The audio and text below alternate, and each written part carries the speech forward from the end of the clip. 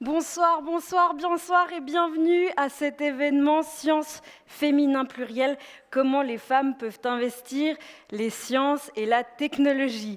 Ça fait très plaisir de voir autant de gens qui ont renoncé au jeudi pour être avec nous ce soir. Je m'appelle Julie Cumer, je suis journaliste pour les podcasts d'actualité de la RTS, Le Point J et Le Short, et je vais vous accompagner tout au long de cette belle soirée. Ce soir, nous allons faire ensemble un état des lieux de la place des femmes dans les milieux de la science et de la technologie, décrypter les enjeux, les défis et aller à la rencontre des femmes qui ont fait carrière dans ces domaines. Explorer aussi les différentes initiatives mises en place par les PFL et imaginer ensemble des pistes de réflexion pour le futur. Et restez avec nous jusqu'à la fin afin que nous puissions trinquer ensemble et découvrir les stands des associations et organisations en faveur de l'égalité dans les formations et carrières techniques et de l'ingénierie qui sont juste derrière ce rideau, d'où mon bras droit qui s'agite dans cette direction. Je vais vous demander encore de mettre vos portables sous mode silence, s'il vous plaît, et sans plus tarder, je cède la parole pour l'introduction de cette soirée à la directrice des PFL Alumni, qui a d'ailleurs étudié en génie chimique ici même. Je vous demande d'applaudir très fort Leïla Auger.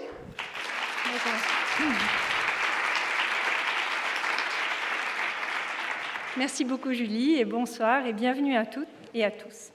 Donc en effet, j'ai étudié la chimie à l'EPFL et pour la petite histoire, j'ai passé toutes mes études avec une blouse de labo où j'avais écrit derrière en grand Marie Curie. Et bien sûr pour rire, hein, j'avais aucune prétention, mais avec du recul, finalement je réalise que si j'ai choisi d'étudier la chimie, elle y est peut-être pour quelque chose. En effet, j'avais cette vision en fait, de la chimie, elle me semblait plus féminine, plus accessible, mais à la fois passionnante. Et voilà, donc j'ai été inspirée par Marie Curie. Aujourd'hui, cette conférence s'inscrit dans un cycle de conférences autour de la Journée internationale des droits des femmes proposée par les PFL. Les sciences, vous le savez toutes et tous, en français, est un nom féminin pluriel. Et pourtant, dans la réalité, on n'y est pas encore tout à fait. Que ce soit au collège, au gymnase, à l'université ou dans le monde professionnel, la science reste encore un monde très masculin et peine à attirer des filles. Je le vois en tant que responsable de l'EPFL Alumni. Le réseau des diplômés compte aujourd'hui plus de 43 000 ingénieurs et ingénieurs, mais seulement 22% sont des femmes, ce qui se reflète ensuite dans le monde professionnel. Mais aussi en tant que mère, ma fille a fait sa matu en maths physique l'année dernière. Elles étaient bien sûr en grande minorité, et quand elle était en deuxième année du gymnase, elle était seule fille dans sa classe. Donc, voilà. Pourtant, pourquoi en fait? Quand on regarde le monde des sciences, c'est vraiment passionnant. Il y a un fort impact sociétal. Il y a un besoin de talent énorme dans les sciences et la technologie. Et aussi, beaucoup de femmes réussissent très bien, brillamment, et pour preuve, toutes nos alumnae, mais aussi toutes les femmes scientifiques de l'EPFL, comme vous allez voir ce soir. Alors pourquoi? Pourquoi il y a si peu de femmes qui choisissent de faire la science et pour en faire leur métier, et comment peut-on changer ce paradigme? C'est ce qu'on va explorer justement ce soir. Donc, Julie vous a parlé un petit peu du programme justement, mais nous allons donc commencer avec Catherine Esbeth-Wald, professeure qui porte ce sujet vraiment autour de l'outreach justement. Nous allons ensuite avoir les témoignages d'alumnae, mais aussi de Guizou van der Goot, qui est professeure et vice-présidente championne de la diversité. Et après, nous allons vraiment découvrir les femmes derrière deux alumnae qui portent vraiment sur le terrain ces projets, des programmes exceptionnels. C'est Sabrina et Farnaz. Donc voilà, et après évidemment l'apéro et la visite des stands. Donc voilà, je vais vous passer la parole. Merci beaucoup. Merci.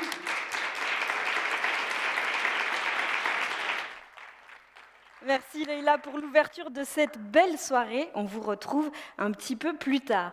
Je vous propose maintenant qu'on se penche ensemble sur un état des lieux de la situation en Suisse. Et pour ce faire, j'invite Catherine S. Belwald qui a obtenu son PhD en mathématiques à l'âge de 21 ans au MIT. Puis elle a effectué des postdocs à Stockholm, Nice, Toronto et finalement ici même à l'EPFL où elle est devenue professeure en maths et sciences de la vie. Elle est l'initiatrice du cours Euler, un programme de mathématiques spécialement conçu pour les enfants romans à très haut potentiel. Elle est aujourd'hui aussi vice-présidente associée pour les affaires estudiantines et l'outreach, dont la mission est d'accompagner les jeunes scientifiques et d'encourager une formation aux sciences de grande qualité de l'âge scolaire jusqu'à la fin des études universitaires. En 2024, elle a été nommée membre de l'Association for Women in Mathematics, qui promeut l'égalité de traitement des femmes et des jeunes filles en mathématiques et les encourage à embrasser des carrières dans ce domaine. Je vous demande d'accueillir chaleureusement Catherine S. Belwald.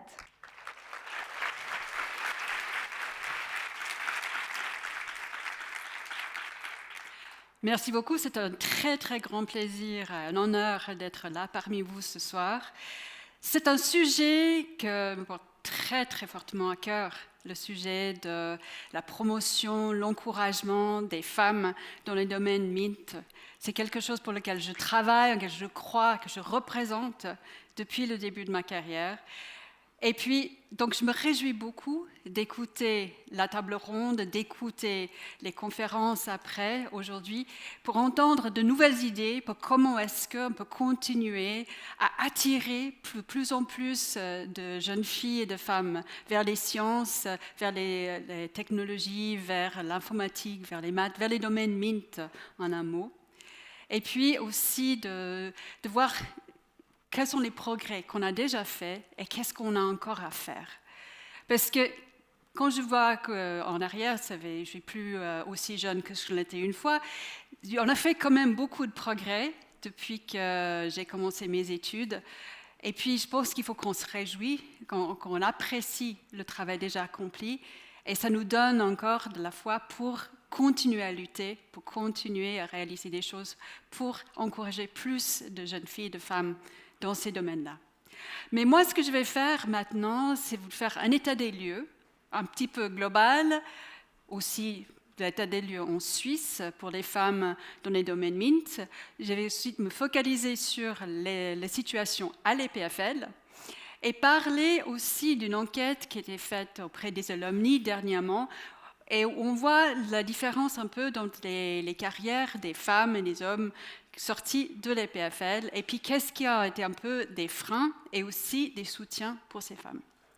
Donc, pour commencer, un état des lieux. Donc ça, c'est les taux des femmes diplômées dans les filières MINT à travers le monde, en tout cas pour l'OCDE, et puis on voit la moyenne là en bleu, et on se dit, où est la Suisse ? Pas terrible, hein ? On a encore beaucoup de chemin à faire. C'était 2019, peut-être qu'on a fait un petit peu de progrès depuis, mais c'est vraiment pas terrible. Donc c'est vraiment quelque chose de très important, en Suisse en particulier, qu'on continue à lutter pour encourager plus de femmes dans ces domaines-là. Alors maintenant, si on regarde par filière les pourcentages des bachelors qui sont livrés à des femmes, alors dans certains domaines, ça va relativement bien, mais si on regarde les domaines qui nous intéressent, les sciences techniques, alors là, ça c'est cette courbe-là. Ouais, bon, elle a commencé en 2005 autour de 20%, maintenant en 2020, c'était 35%, donc c'était une croissance importante. Donc il faut regarder de ce point de vue-là, mais aussi se dire, mais c'est toujours pas terrible. Si on regarde les sciences exactes et naturelles, ça reste plus ou moins constant, autour de 40%. Donc, peut faire mieux, clairement. Alors, ensuite, à l'EPFL, qu'en-est-il ? Alors là, si on regarde le pourcentage d'étudiantes par faculté, donc on a nos facultés ENAC, donc c'est environnement naturel et construit, IC, ça c'est l'informatique, SB, sciences de base, STI, sciences et techniques de l'ingénieur, SV, sciences du vivant, CMS, c'est le cours de mathématiques spéciales, l'année préparatoire à l'EPFL, et puis globalement. Et qu'est-ce qu'on voit? En SV, on a presque 60% de femmes, c'est resté plus ou moins constante là. En ENAC, c'était en dessous de 40, mais maintenant ça s'approche gentiment de la moitié. Il y a encore des facultés où il y a pas mal de progrès à faire en informatique ou bien en sciences et techniques de l'ingénieur. Mais de l'autre côté, il faut aussi se dire, on a fait des progrès. Parce qu'en 2010, c'était même pas 15% de bachelor en informatique qui étaient des jeunes femmes, et puis c'est 20% maintenant. Donc c'est toujours pas terrible, on est d'accord, hein, mais on continue à progresser. Et si on regarde un peu la répartition des étudiants par faculté, une chose qui est intéressante de voir, c'est que c'est pas seulement, voilà, on regarde par les facultés, et puis on voit que les nombres sont en train d'augmenter chaque fois. Donc, avec ça, c'est cette année-là, l'année actuelle, 2023-24, que ces nombres, oui, ça augmente. Et puis c'est surtout, puisque la population de l'EPFL a grandi globalement de beaucoup, ça fait qu'il y a aussi beaucoup plus de jeunes femmes sur ce campus que ce qu'il y avait il y a 13 ans. Donc c'est vraiment, on a l'impression qu'il y a quand même pas mal de monde sur le campus et ça fait plaisir. Alors, maintenant, si on regarde au niveau des professeurs, parce que c'est important d'avoir des modèles, les modèles sont très importants, comme Léla l'a mentionné, elle était inspirée par Marie Curie. Pour moi, il y avait aussi des mathématiciennes, il y a peu de mathématiciens dans l'histoire, mais il y en a une ou deux, Sonia Kovalevskaya, Emily Noether, qui étaient aussi, pour moi, des modèles importants. Donc, il est important d'avoir aussi des femmes professeurs qui donnent une image de ce que ça peut être d'être chercheuse. Et puis on voit, voilà, ça c'est nous, sciences exactes et naturelles, que les effectifs totaux, c'est même pas un quart. Ouais, il y a encore du progrès à faire. Mais par contre, si on regarde les embauches, il y a quand même 40% des embauches, c'est des femmes. Mais il y a assez longtemps, quand Patrick Abicher était encore président de l'EPFL, j'ai assisté à une discussion où on a dit que même à cette époque-là, si on embauchait que des femmes, plus que des femmes, il faudrait quelque chose comme 25 ou 30 ans pour arriver à parité. Donc, d'embaucher 41% de femmes, c'est très bien, mais ça ne va pas vraiment faire une très grande différence ou pas rapidement. Sciences techniques, c'est à peu près la même chose. Alors, si on regarde justement les recrutements de plus près, donc on a eu en 2021, 2022, surtout 2021, une année où c'était presque moitié-moitié. Donc on voit que l'EPFL fait quand même un grand effort de recrutement de femmes professeurs et je pense que ça c'est vraiment super et puis on doit continuer dans cette direction-là. Alors maintenant, je vais changer de registre et parler de cette enquête alumni qui a été faite, qui était vraiment très intéressante et qui a révélé des caractéristiques intéressantes de cette population, de nos alumni. Et puis là, une question qu'on se pose beaucoup, c'est les questions du salaire médian, des différentes par genre aussi, pour voir s'il y a un équilibre. Puis c'est intéressant de voir que pour certaines sections, la PFL, par exemple pour maths, pas mal, architecture, aussi informatique, intéressant, SV, le salaire médian de cette population, pour les hommes et les femmes, est en fait le même, mais il y a quand même d'autres sections où on voit la différence dont on a plus l'habitude, comme par exemple génie civil, sciences de l'environnement, et puis système de communication, ingénierie financière aussi. Donc il y a quelques domaines où oui, il y a cet écart qu'on doit essayer de combler, mais il y en a d'autres où ça va quand même relativement bien. Donc j'essaie toujours de dire, il y a quand même du positif, hein, mais encore pour nous encourager à continuer à travailler. Ensuite, si on regarde ce qu'elles font, ces femmes, en termes d'activité professionnelle, donc là on voit qu'il y a quand même 92% de nos alumni qui travaillent et qui on compare ça au taux des femmes au niveau national en Suisse qui travaillent, il y a quand même un plus fort pourcentage qui travaillent et puis qu'il y a quand même 64% qui travaillent à plein temps comparé, et ça c'est une sacrée différence, à 34% au niveau national. Donc là, on voit que nos alumni elles prennent leur diplôme et puis elles vont quand même travailler. Dans quel secteur d'activité est-ce qu'elles restent? Dans des secteurs plus ou moins techniques ou liés aux sciences. Et on voit qu'en large partie, c'est le cas avec éducation, sciences de la vie, tout ce qui est industrie de manufacture, l'architecture, génie civil, etc. Tout ça, c'est vraiment des domaines scientifiques et techniques. Donc, on voit qu'elles restent. Elles ont des diplômes d'EPFL et puis elles restent dans ces domaines scientifiques et techniques d'une grande majorité. Puis ensuite, par quel type de poste? Est-ce qu'elles ont des postes à responsabilité ou est-ce qu'elles sont, par exemple, dans l'académie, etc. On voit qu'il y a quand même 32% de ces femmes qui ont un poste à responsabilité, un poste où il y a un élément de management qui est de nouveau bien au-dessus de la moyenne en Suisse, qui est de 25,25%. Il n'y a qu'une petite partie, 4%, qui sont des indépendantes, ce qui est moins que ce qu'on voit dans la population de femmes qui travaillent en Suisse de manière générale. Et puis, il y a quand même 17% qui sont encore dans l'académie, relativement peu qui sont professeurs, mais il y en a beaucoup qui sont soit postdoc, doctorantes, etc. Donc, il faut dire que la population féminine parmi les alumni est un peu plus jeune, parce que les femmes sont investies l'EPFL un peu plus tard. Donc, je pense que d'ici 10 ans, ce pourcentage-là, par exemple, aura augmenté. Et tout comme celui-là. Alors, ensuite, comment est-ce la distribution des salaires? Donc, on voit qu'elles sont quand même, en général, bien payées. Il y a 32% qui gagnent entre 100 et 150 000 francs par année. Donc, elles sont remboursées correctement. Mais si on regarde l'écart de nouveau des salaires médians, en Suisse, il y a un écart de plus de 13% entre le salaire médian des hommes et des femmes. Et puis, entre les hommes et les femmes, niveau universitaire, donc les chiffres de l'OFS, ce n'est pas cette étude-là, il y a un écart de 24%.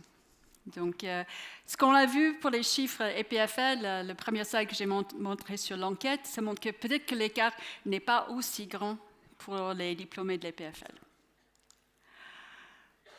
Ensuite, question sensible. Pour les femmes qui ont eu des enfants, quel était l'effet de cela sur leur carrière? Parce qu'en Suisse, et je parle en connaissance de cause, ce n'est pas quelque chose qui est facile à gérer. C'est devenu peut-être un peu plus facile, mais de faire carrière et avoir des enfants, c'est vraiment un défi. Alors, comment est-ce qu'elles ont vécu cela, nos alumni de l'EPFL? Alors, on voit que parmi nos alumni entre 26 et 55 ans, donc comme on a dit, il y a 94% qui sont actifs, 91% actifs et en ayant des enfants. Et puis, ici, on voit que parmi ceux qui sont actifs à 100%, il n'y a que 41% qui ont des enfants. Et puis, c'est quand même des chiffres qui sont plus élevés, nettement plus élevés, que ce qu'on voit pour la moyenne en Suisse. Et puis, pourquoi est-ce que certaines travaillent à moins de 100%? C'est pour justement s'occuper de leurs enfants ou du ménage. Ou bien, une partie aussi des intérêts personnels, mais c'est surtout cet effet-là. Je m'occupe des enfants et du ménage, qui fait qu'elles travaillent un peu moins. Alors, connaît-il des difficultés rencontrées pour la conciliation entre la vie professionnelle et la vie privée? Qu'est-ce qu'on voit? Il y a 22% qui disent je vais quand même réduire mes heures de travail, 18% qui ont un rythme de carrière plus lent que ce que j'aurais eu sans les enfants, et puis de différentes choses. Il y a relativement peu, et ça c'est une bonne chose, qui ont dû refuser une promotion à cause de leurs enfants. Mais peut-être que ça reflète le fait qu'on ne leur a même pas offert une promotion. C'est possible. Hein? Donc, 43% qui disent aucun compromis. Bon, là, ça m'impressionne, je dois dire. Et on a vécu ce que c'est d'avoir des enfants à la maison. Alors, ensuite, c'est intéressant, et j'ai trouvé vraiment super intéressant cette graphique-là, parce que il y a ces deux choses qui sont intéressantes à considérer. Donc là, on voit quels ont été les effets sur la carrière, et puis là, c'est en fonction de l'âge. Puis on voit que jusqu'à 35 ans, il y en a relativement peu, donc 10% plus ou moins, qui ont eu appliqué qui ont dû concilier la vie professionnelle privée en appliquant un de ces changements-là. Et puis, plus on avance en âge, plus on voit qu'il y a quand même un effet important. Et puis, si on regarde aussi l'axe enfant ou nombre d'enfants, que ceux qui ont plusieurs enfants, celles qui ont plusieurs enfants, voilà, on voit justement ces histoires de réduire les heures de travail, rythme de carrière ralenti, etc. C'est quand même un effet très important en fonction de l'âge et en fonction du nombre d'enfants. Donc, mais par contre, refuser une promotion, voilà. Mais bon, est-ce que la promotion était offerte?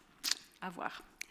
Donc, il y a ce fort impact de l'arrivée des enfants dont on doit tenir compte. Et ça, c'est toujours un problème en Suisse, quand on voit les problèmes de crash, etc.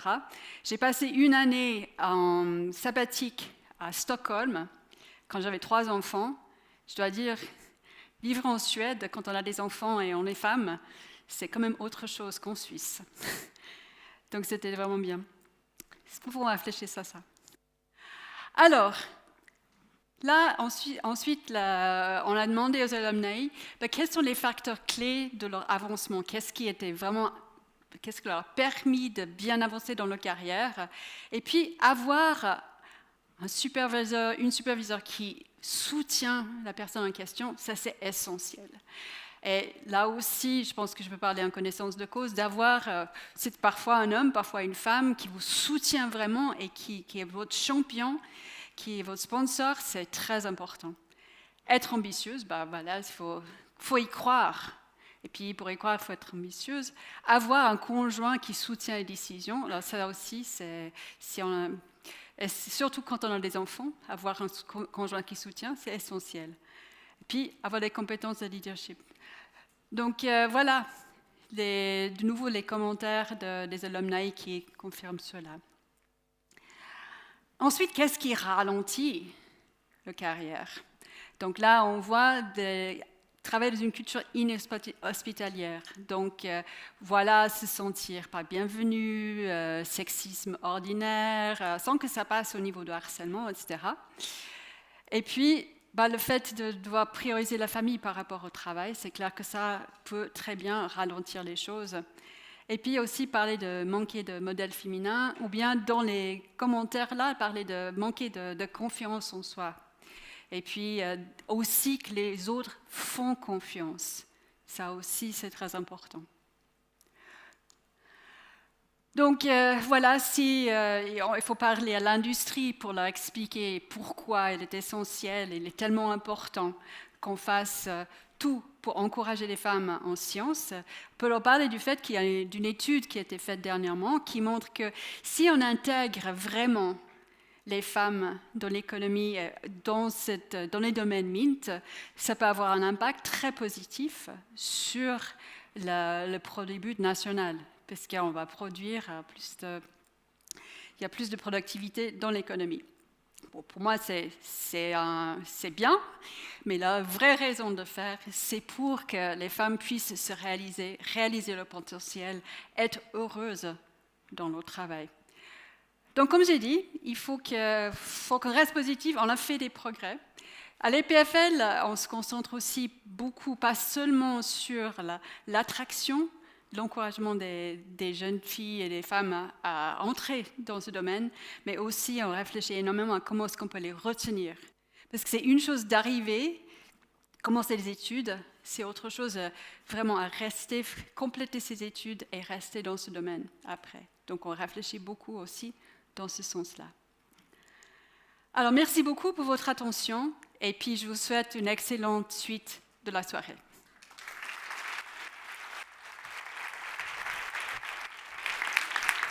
Merci beaucoup Catherine Hess-Bellwald pour cet éclairage inspirant sur les enjeux qui agitent aujourd'hui le milieu des sciences au féminin. On a peut-être un peu envie de se délocaliser en Suède désormais, mais on verra ça après. On va donner vie un petit peu à ces chiffres qu'on vient de voir avec des actrices phares de cet univers. Je vais demander à Laetitia Henriot-Arsever, Gonje Idrizi, Manon Poffet et Gizou van der Gout de me rejoindre sous vos applaudissements.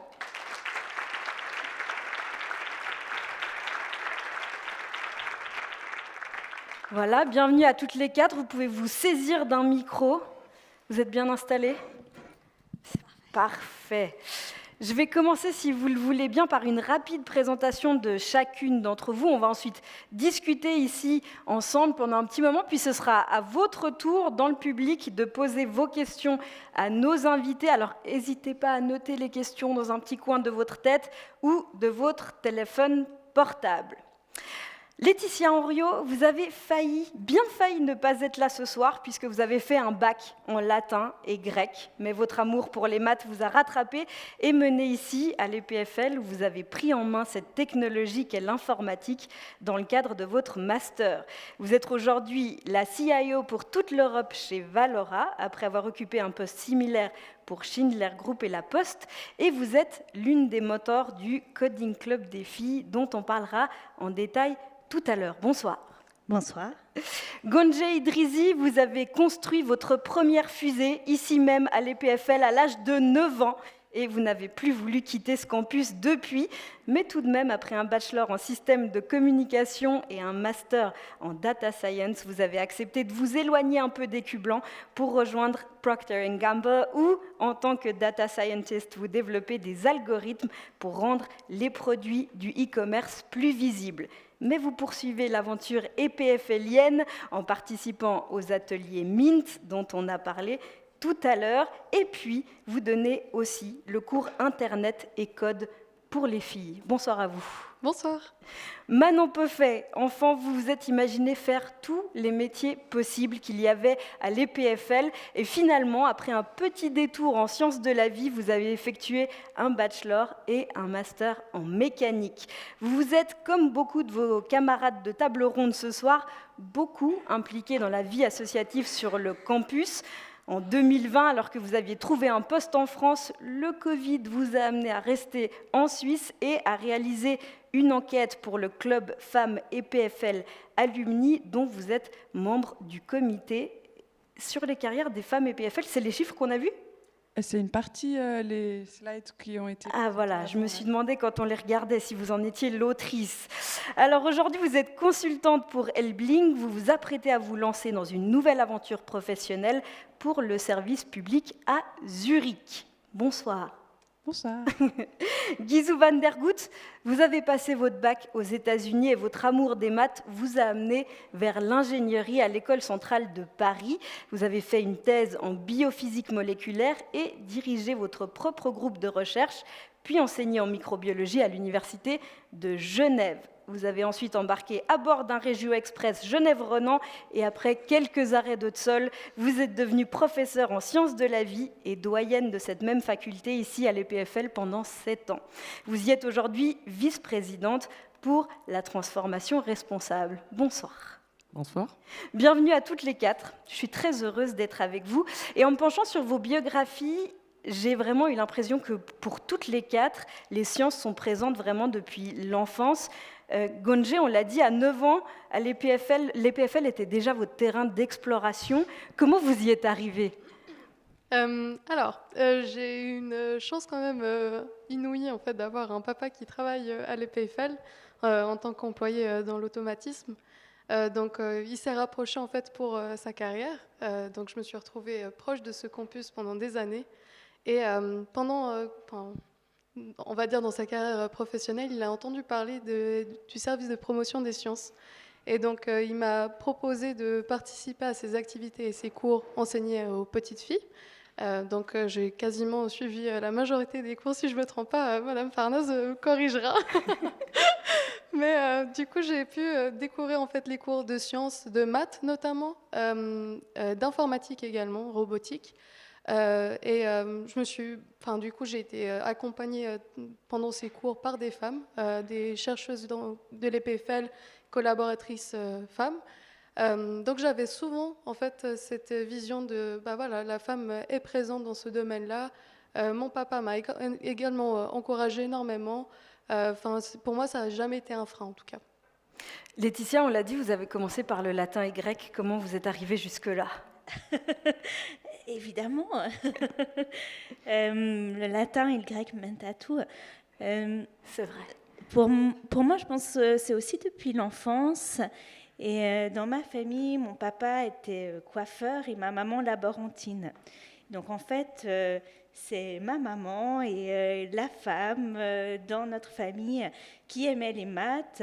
Et je me souviens qu'avec elle, quand on faisait la cuisine et qu'on faisait les gâteaux, elle demandait alors si dans la recette il faut 10 centilitres de lait, ça fait combien en millilitres?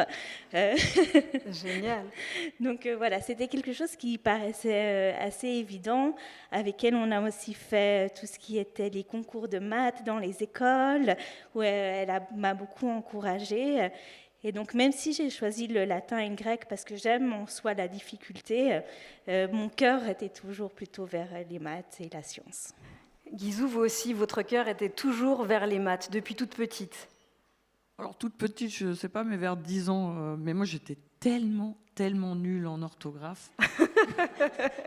Ça oriente, merci, forcément. Ceux qui reçoivent des mails de moi, ils doivent se dire que je le suis toujours, mais je crois que... Donc ça, c'était déjà exclu. Hein, donc, mais effectivement, les maths, c'était un monde où j'étais bien, où je m'amusais. Je ne peux pas dire que les autres m'aient encouragé à le faire, mais ne m'ont pas découragé. Presque naturellement, en fait. Voilà. Manon, il y a aussi des hommes de votre famille qui vous ont encouragé, comme chez Gonje. Oui, moi j'ai un papa qui est ingénieur de l'EPFL. Et j'étais venue à une journée porte ouverte, j'imagine, mais je ne me souviens plus exactement ce que c'était. On était venus avec mes parents à l'EPFL entre 8 et 10 ans, je pense. Et j'avais décidé que je ferais l'EPFL. Voilà. Et c'était un rêve de petite fille un peu particulier, mais qui a bien marché finalement. Et voilà, et j'ai toujours eu de la facilité dans les maths. J'étais aussi très nulle en orthographe. Ça a changé depuis, par contre. Et voilà, c'est comme ça que je suis arrivée finalement à l'EPFL. Guizou, il y avait une grand-maman qui était aussi très proche des maths. Oui, ma grand-mère était une des premières femmes, d'après mon père, mais il inventait beaucoup de choses. Hein. Une des premières femmes à faire des études de maths en Hollande, mais elle a arrêté pour élever ses enfants et il trouvait ça très regrettable. Donc il m'a toujours dit, il ne faut pas arrêter. Il vous a beaucoup soutenu, votre papa? Alors lui, il trouvait ça très chouette que je fasse des maths. Ouais. Il y a des personnes comme ça, hein. Ça peut être des hommes, le rôle des papas, on l'a entendu, ou des mamans. Et puis ensuite, parfois, dans la vie professionnelle, il y a justement, on le voyait tout à l'heure aussi sur les chiffres, l'importance de ces gens qui vont, à un moment donné, pendant les études ou pendant la vie professionnelle, vous soutenir. Laetitia, ça a été le cas pour vous? Oui, pour moi, ça a été, je pense, crucial dans la carrière que j'ai faite. Et en particulier, je peux vraiment refléter dans cette étude, au moment où j'étais enceinte pour la première fois, j'ai eu la chance d'avoir, lorsque je travaillais chez Schindler, un mentor qui, pour moi, était plus qu'un mentor, qui était vraiment un sponsor haut placé dans la compagnie, qui est devenu le CEO pendant plusieurs années de Schindler et qui m'a ouvert des portes, qui m'a permis de participer ou d'avoir le lead sur certains projets, de pouvoir accéder à certaines positions, qui m'a donné la chance, qui a fait du lobby interne, qui a convaincu les gens qui clairement ne voulaient pas me donner la chance. Donc ça a vraiment été très très important. Pour vous aussi, Guizou, à un moment donné, juste avant d'arriver justement à l'Université de Genève, il y a des gens qui ont compté et qui vous ont donné une chance. Oui, tout à fait. Quand je cherchais un postdoc à Genève, puis quand j'ai donné ma conférence pour trouver un postdoc, le chef du département, il m'a dit « Pourquoi tu ne commences pas ton labo ?» Je dis « Ok, allons. » Let's go, on crée le labo. Voilà, ça a donné cette opportunité-là. Puis quand on arrive sur le campus de l'EPFL, en tant que femme, on est confronté à une majorité d'hommes. Est-ce que ça a pu représenter des freins à un moment donné? Gonje, vous m'avez dit, quand on est 50 filles et 350 gars, c'est un autre délire. C'est plus ou moins ça. Vous avez vu les chiffres tout à l'heure, mais effectivement, la faculté ici, on se retrouve à être les moins représentés par les femmes. Alors, je crois que c'était 60 et 360, si je ne me trompe pas. Donc, effectivement, ça reste peu. J'ai quand même eu l'occasion de rencontrer des professeurs, on va dire, en maths et en informatique qui, du coup, ont joué un peu ce rôle de femme modèle pour nous motiver en tout cas à rester dans cette section. Je pense que ça aurait été totalement différent si effectivement il n'y avait pas ce genre de femmes qui nous poussaient et nous motivaient là-dedans. Manon, ça a aussi influencé vos choix à l'arrivée à l'EPFL. Oui, moi je pense qu'on m'avait encouragée à faire microtechnique avant de commencer le PFL. Et finalement, je me suis orientée vers les sciences de la vie parce que je voulais travailler dans les biotechnologies. Et en fait, je me suis mal orientée, je pense, parce que en fait, ça aurait été plus intelligent de faire directement la faculté des sciences et techniques de l'ingénieur. Parce que je voulais travailler dans les prothèses. Pas vraiment sur le corps humain, mais vraiment dans les prothèses. Donc c'est de la biomécanique. Donc la mécanique, en fait, il mène plus directement. Et j'ai pas osé. Franchement, je pense que j'ai vraiment pas osé. Et je suis partie en sciences de la vie. Et j'ai pas trouvé ce que je cherchais. Il y avait trop de biologie et trop de chimie pour moi. C'est pas les domaines dans lesquels je suis à l'aise. C'est pas dans. Enfin voilà. Donc j'avais des très très bonnes notes dans tout ce qui était ingénierie. Et un peu moins dans le reste. Et donc, du coup, en fin de bachelor, j'ai décidé finalement de quand même changer. Et donc, j'étais allée voir Guizou, cette époque-là, pour savoir comment faire, parce que c'était déjà bien avancé. Et donc, j'ai fait une passerelle pour partir en mécanique. Et c'était une excellente décision. C'est pas du temps perdu. C'était vraiment... voilà. Donc je regrette un petit peu de ne pas avoir eu le courage de commencer tout de suite. Mais en même temps, ça m'a permis de faire plein d'autres choses sur le campus. Donc voilà, temps bien investi. En discutant avec toutes les cartes, j'ai l'impression qu'il y a des moments clés comme ça qui peuvent être un peu compliqués. Les TP ressortent souvent. Qu'est-ce qui se passe dans ces TP, Gonje ? Je vois dans la pièce aussi des camarades que j'avais du coup pendant les cours à l'EPFL. Heureusement que j'ai eu leur soutien parce que c'est des femmes, donc on était très soudés entre nous. Malheureusement, on va dire la représentation du coup des doctorants ou des assistants pendant ces cours-là était plutôt masculin. Et je sais pas, moi j'ai en tout cas eu ce ressenti. Maintenant, je ne veux pas trop me prononcer quand même. Mais qu'on est un peu moins bien vu, disons, par ces hommes. Quand on lève la main, ils ne viennent pas forcément avec envie pour nous répondre, ou ils nous parlent un peu plus, d'une façon plus dénigrante, on va dire. Je n'ai pas vraiment ressenti de la motivation venant de leur part, en tout cas. Les professeurs, ça a été une autre conversation. Je trouve sincèrement qu'ils m'ont motivée, voire même pendant les tests de master, du coup. J'ai eu la chance de collaborer avec une professeure du coup, de l'EPFL. Voilà, elle était vraiment présente pour nous pousser à avancer et les découvrir et nous y intéresser, mais pas pendant les TP. Les professeurs sont aussi, on l'a vu dans les chiffres, encore en grande majorité des hommes. Là, pour vous, ça n'a pas été non plus toujours hyper facile, Manon. Non, alors moi, pendant la discussion, là, j'ai le souvenir d'une professeure, par contre, que j'avais eue en informatique en première année. J'étais sûre que j'allais détester l'informatique et que j'allais être très nulle. Et en fait, de la voir comme ça, je sais pas, ça m'a donné plein d'énergie et j'ai adoré ça. Voilà, c'était un petit aparté. Mais on les aime, les exemples positifs. Enfin, on l'a dit avant, il faut qu'on regarde le côté positif. Non, mais donc les mentors, c'est vrai que ça peut avoir un vrai impact. Et oui, sinon j'ai eu, mais plus tard, où j'ai eu un examen qui s'est particulièrement mal passé, où j'avais fait une très grosse partie du projet pendant l'année, parce que on se répartissait un peu les projets. On avait beaucoup de projets en master, donc on n'arrivait pas à toujours tous se donner à 100% sur tous les projets. Et on avait un examen oral où il fallait défendre ce projet, qu'on avait séparément. Et voilà, donc on passe, on était un binôme, et on passe pas en même temps. Et on ressort de cet examen, et moi j'ai eu 3, et lui il a eu 5,5. Alors bon, on ne saura jamais pourquoi exactement, etc. Sauf qu'il n'y avait pas de témoin à cet examen. C'était un peu fait... voilà. Depuis, c'est un examen écrit, du coup. Comme quoi, ça progresse ? Oui. Le PFL n'avait pas été très ravi d'entendre ça. Et voilà, donc on ne saura jamais. Et j'ai 2-3 exemples comme ça où on ne saura jamais exactement si c'est... Voilà, peut-être que c'est parce que je suis une femme, peut-être que c'est parce que j'ai vraiment répondu n'importe quoi. J'ai pas l'impression, parce que je l'ai quand même fait ce projet, mais Vous nous parlez là d'un travail en binôme. Laetitia, vous me disiez aussi, c'est pas toujours facile quand la majorité aussi des camarades de classe sont des hommes, quand on doit travailler en groupe. Oui, je pense que souvent j'étais un peu le dernier choix. Ceux qui n'avaient pas trouvé d'autres partenaires dans la classe se retrouvaient avec moi. Voilà. Beaucoup d'entre eux sont devenus des amis très proches, donc ils n'ont pas regretté, mais c'est vrai que j'ai senti ça souvent. Les groupes se faisaient très vite, et si moi j'étais pas très très active et je ne forçais pas la main à mes camarades, je me retrouvais assez facilement seule. Ouais. Ouais. Guizou, vous avez été entouré plutôt de femmes, en tout cas pendant une partie de vos études. Ah non, pas du tout, non. Non, pas du tout.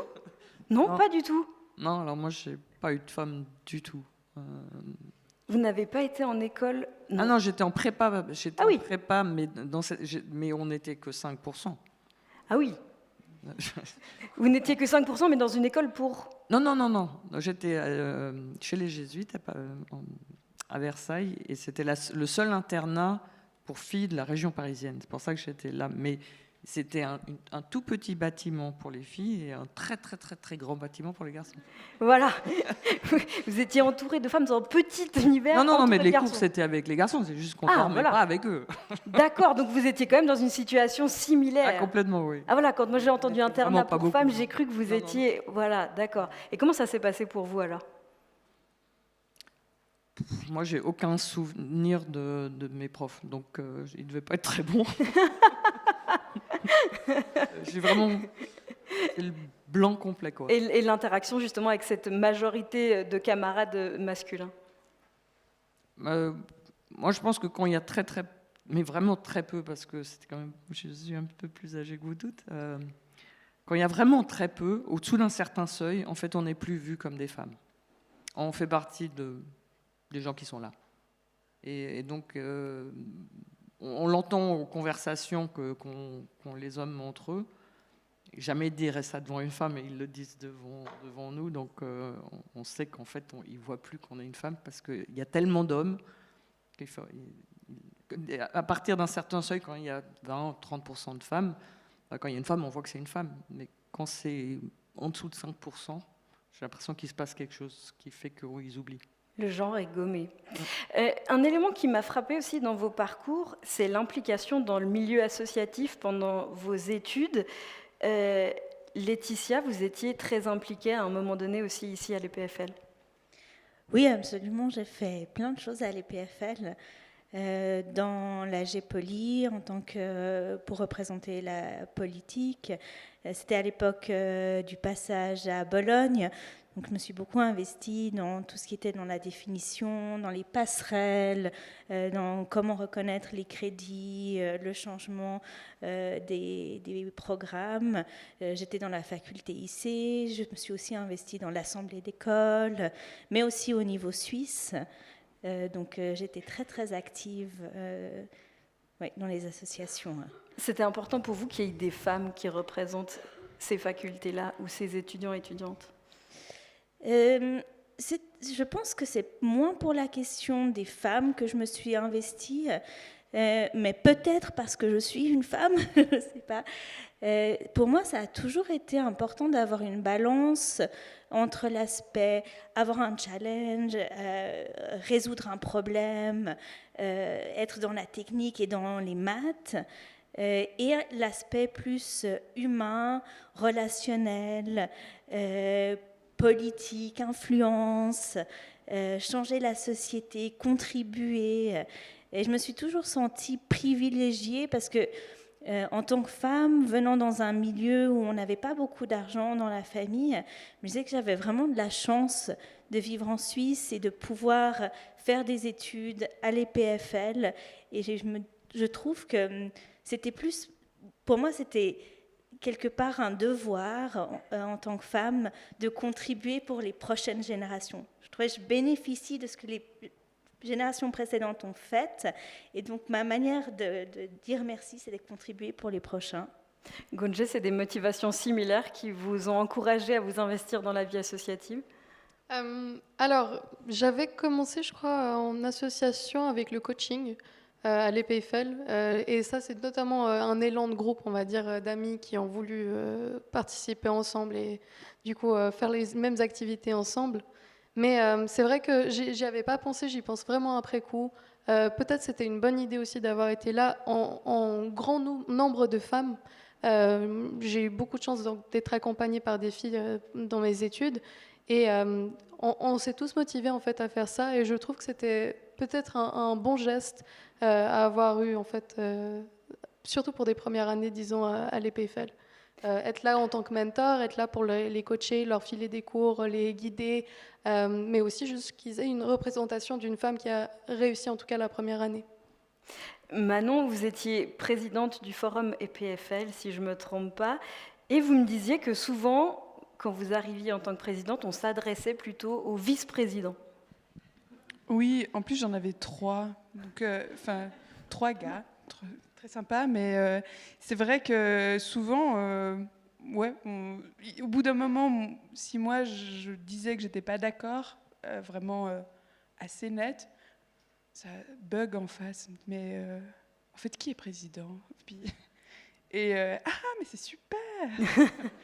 Et voilà, donc ça m'est pas arrivé qu'une seule fois.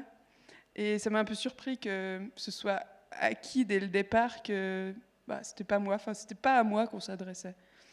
Et ça c'était la première confrontation. Ça continue par la suite. Hein. Oui. Moi, je trouve ça formidable, en fait. En particulier, j'adore quand on a des gens qui viennent pour nous vendre des services ou des solutions, hein, et qui rentrent, et qu'il y a mes équipes qui sont avec moi et qui me demandent le café.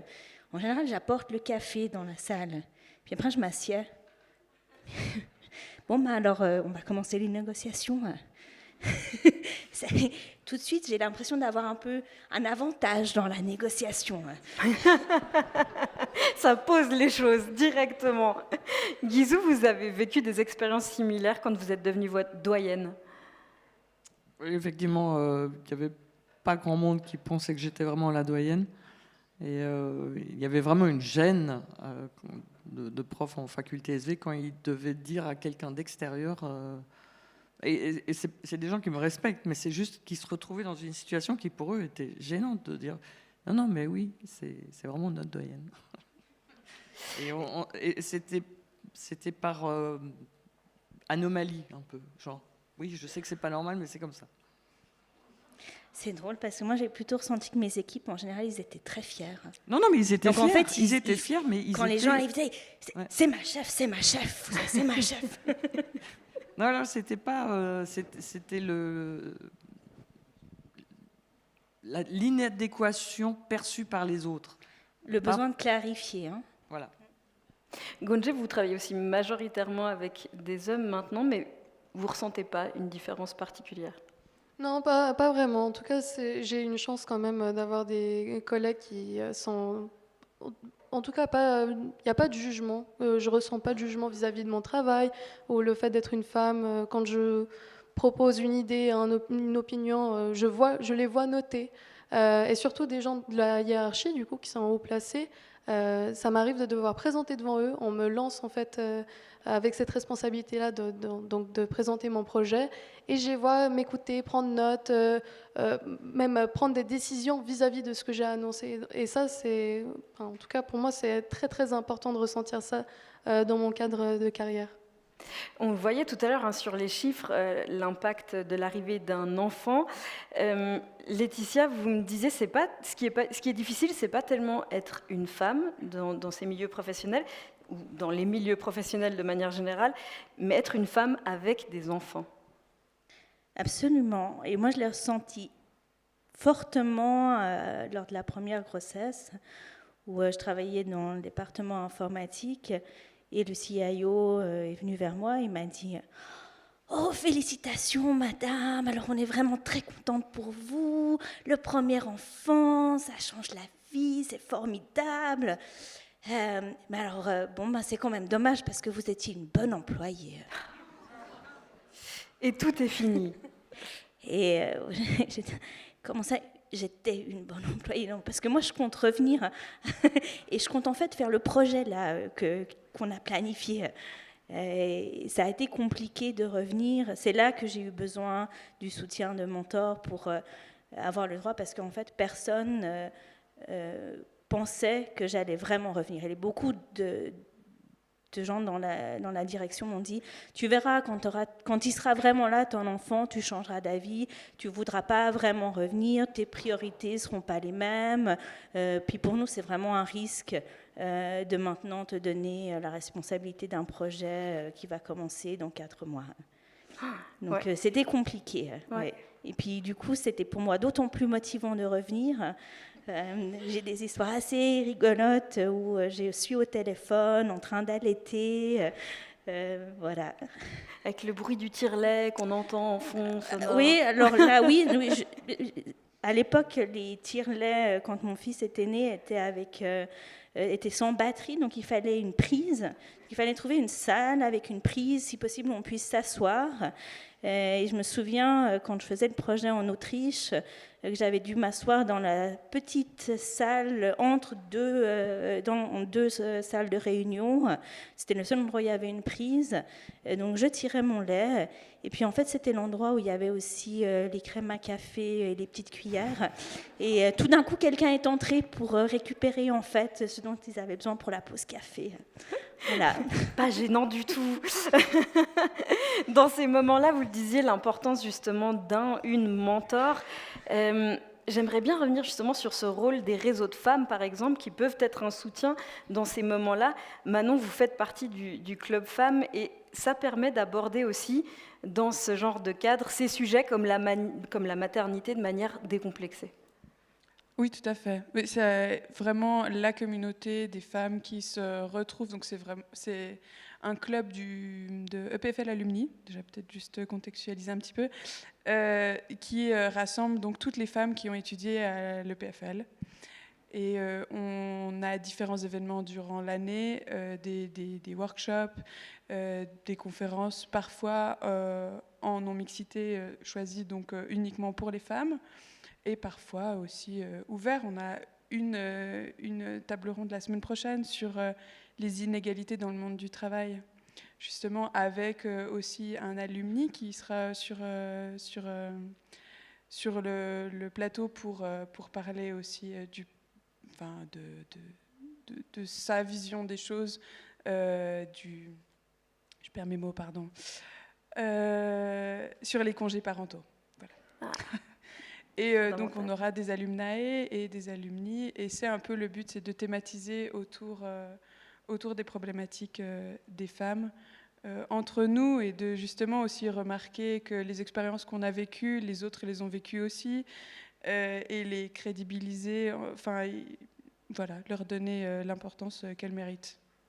Pour les congés parentaux, on peut repartir en Suède. Hein, là, on est un peu mieux doté aussi à ce niveau-là, dans le Nord. Guizou, c'est aussi une de vos volontés maintenant de développer aussi plus de solidarité féminine en incluant aussi les alliés. Effectivement, et je suis toujours triste quand il y a un événement comme aujourd'hui, puis de voir qu'il y a si peu d'hommes dans la salle. Alors ici, on peut encore s'imaginer pourquoi, mais Catherine Hess avait organisé une semaine de la santé mentale. Il y avait que des femmes dans la salle, comme s'il y avait que les femmes qui ont des problèmes de santé mentale. Donc ça, je trouve ça vraiment hyper choquant, et je pense que ça va être très difficile d'aller plus loin que ce qu'on a fait maintenant s'il n'y a pas des hommes qui considèrent que c'est leur problème aussi.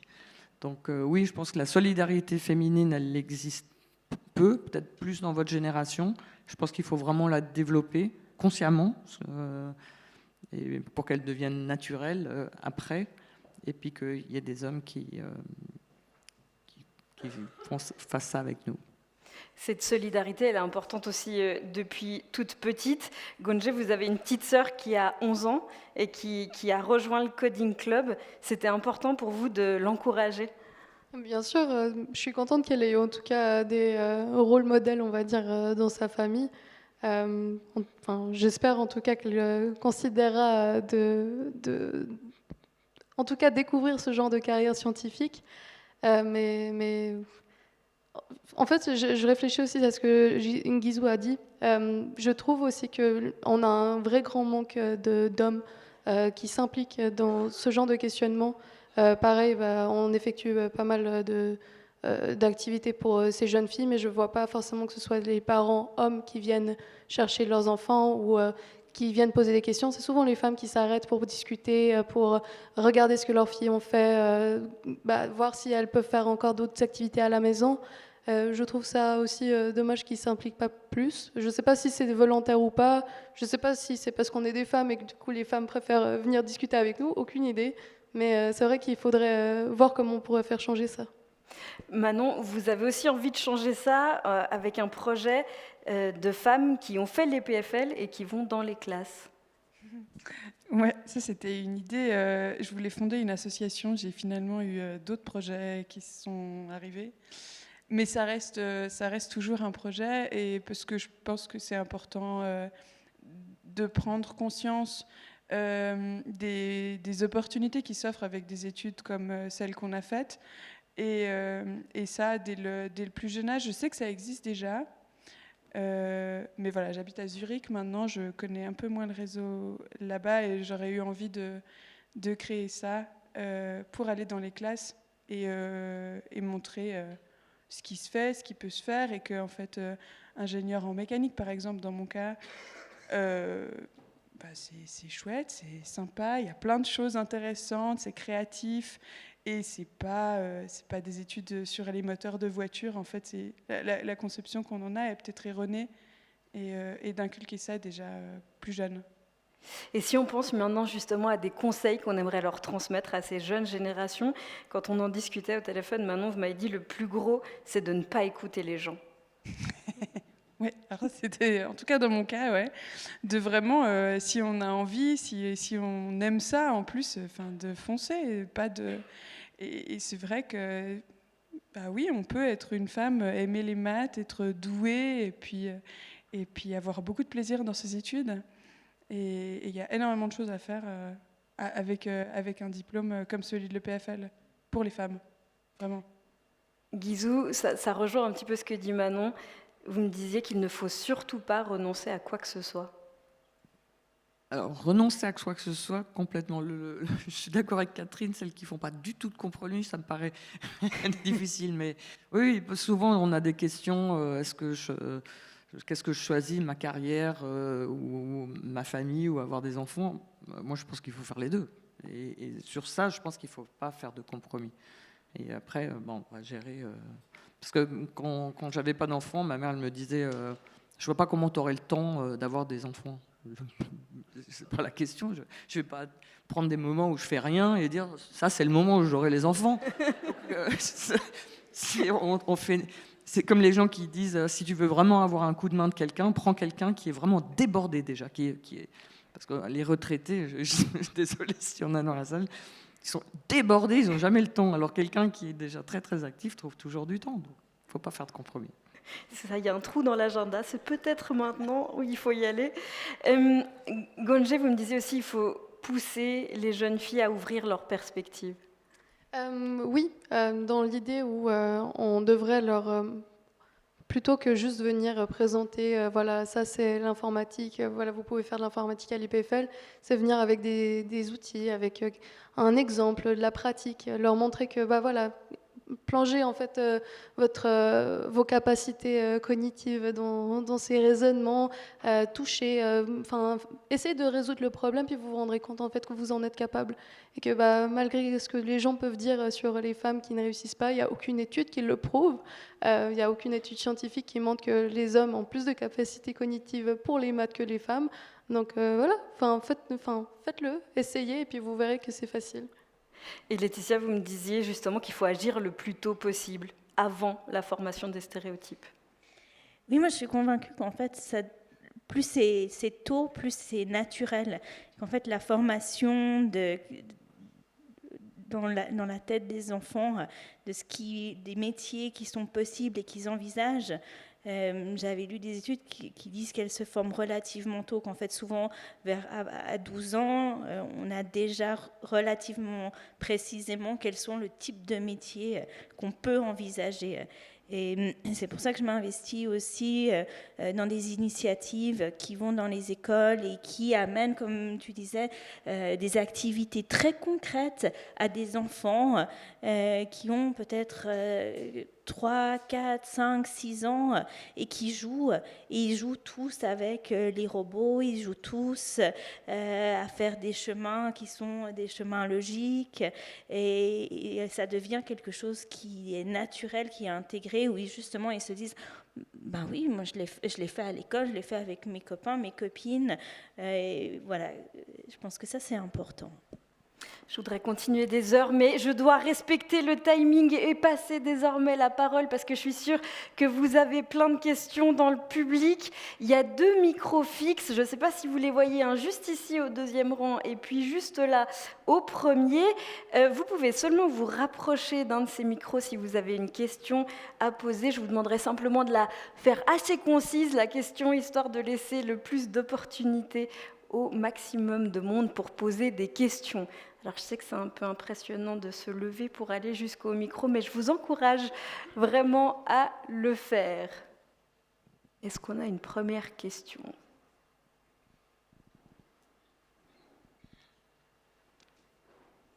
Oui, tout à fait. Merci beaucoup.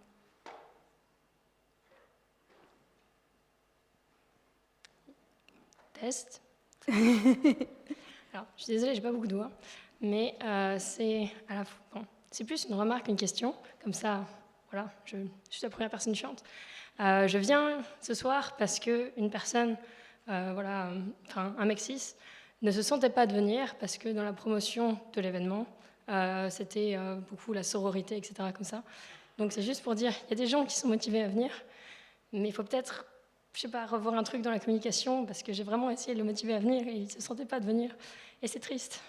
Du coup, est-ce que, je sais pas si c'est un aspect justement qui a été réfléchi en amont de la communication que vous faites sur cet événement pour comment indiquer aux alliés, vraiment venez à ce genre d'événement-là. Parce que c'est quelqu'un qui justement veut s'investir l'année prochaine dans le cadre associatif sur la promotion des sciences et de l'EPFL pour un public féminin. Ce qui est trop bien. Mais il y a beaucoup de maladresses et d'idées qui ne sont pas forcément les meilleures et ils bénéficieraient beaucoup de venir à ce genre d'événement et pouvoir discuter avec des personnes concernées. Mais c'est compliqué. Merci beaucoup pour votre remarque. Guizou, peut-être comment on encourage les alliés ? Comment on leur donne envie de venir participer ? Je n'ai pas la recette. Bon, déjà, le PFL, on devrait changer quelque chose. Nous, on n'a pas le droit d'écrire pour un événement à tout le monde, donc on est obligé d'écrire finalement à étudianteux ou quelque chose comme ça, parce qu'il y a des modérations sur les emails. Je pense que ça, c'est déjà une façon d'agrandir le public, c'est de pouvoir... Mais c'est vrai que l'email est un problème, donc il y en a beaucoup, donc c'est restreint, mais ça, pour moi, c'est un souci. Mais je ne sais pas, j'aimerais bien que ce monsieur, le rencontrer, parce que je n'ai pas de recette miracle sur les alliés. La même chose est vraie sur les témoins en cas de harcèlement, de sexisme, de commentaires qu'on est à côté, comment on réagit, qu'est-ce qu'on fait, comment on montre à la personne qu'on a entendu que ce n'est pas normal. Tout ça, c'est des points sur lesquels on doit travailler, mais c'est pas facile de trouver les approches. Puis c'est pas la même approche pour tout le monde, donc il faut en trouver plusieurs. Mais j'ai pas de réponse. Comment fournir ces outils-là ? Ouais. Est-ce que l'une d'entre vous souhaite ajouter quelque chose ? Je me disais, en fait, c'est le même challenge, mais dans le sens inverse. Dire comment amener plus de femmes dans les sciences et comment amener plus d'hommes dans des réunions ou dans des domaines qui sont typiquement féminins. Et je pense qu'il y a beaucoup de mécanismes en fait qui sont semblables. C'est dur quand on est le seul, c'est dur peut-être dans le langage qui est choisi, c'est difficile de ne pas se sentir à sa place, et ça demande aussi d'avoir des rôles modèles, dans ce cas des hommes, qui ont le courage. Et je le vois avec mon mari quotidiennement, dans les exemples comme il amène toutes les semaines ma fille à la danse. Mais la fois dans l'année où moi je vais l'amener, je reçois toutes les informations de la prof sur comment ma fille va, ce qui se passe, et c'est pas que je demande plus ou que je suis plus active. Donc il y a ce biais dans les deux sens. Voilà, c'est pas que j'ai une réponse, mais je pense qu'il y a beaucoup de choses qui sont similaires dans le sens inverse. On a beaucoup à travailler sur nos biais de tous les côtés. Est-ce qu'il y a une autre question ? Oui. Bonsoir, merci beaucoup. Excusez-moi, avec le spot, je vous ai pas vu. On vous écoute. Moi, c'est pour continuer en continuité dans la sororité. Est-ce que vous pourriez peut-être nous raconter un moment marquant de sororité durant votre carrière, soit à l'EPFL ou durant votre carrière tout court ? Qui souhaite répondre ? Je réfléchis à un moment.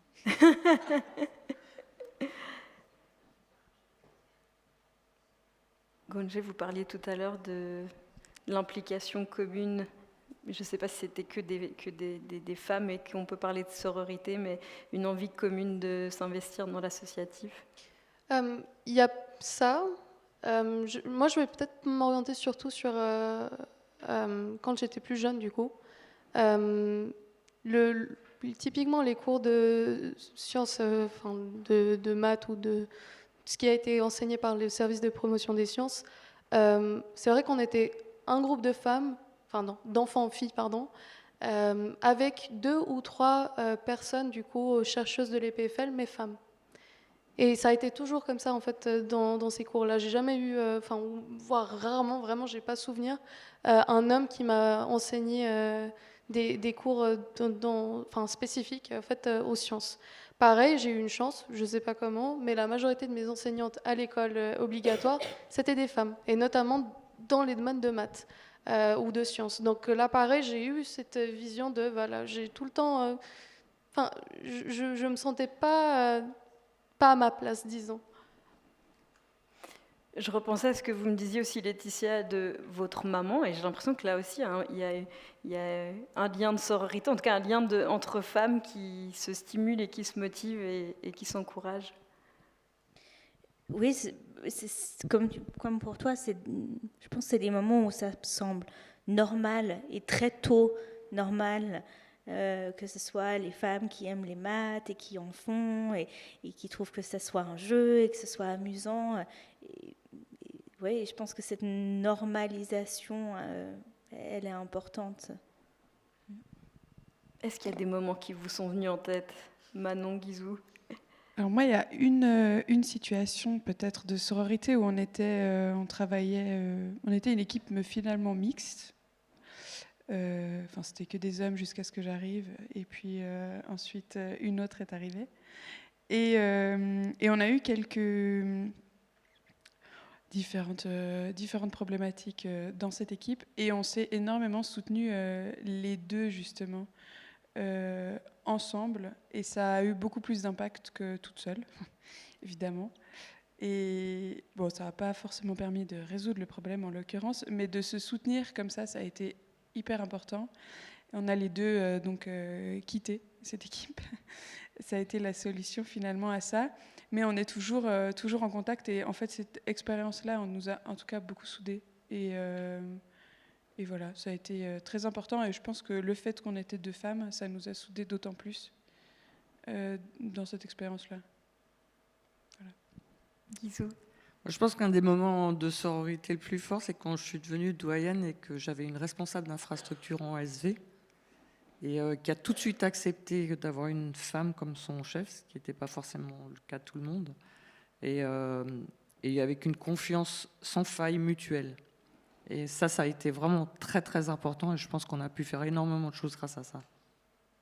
Merci beaucoup, merci pour cette question très inspirante.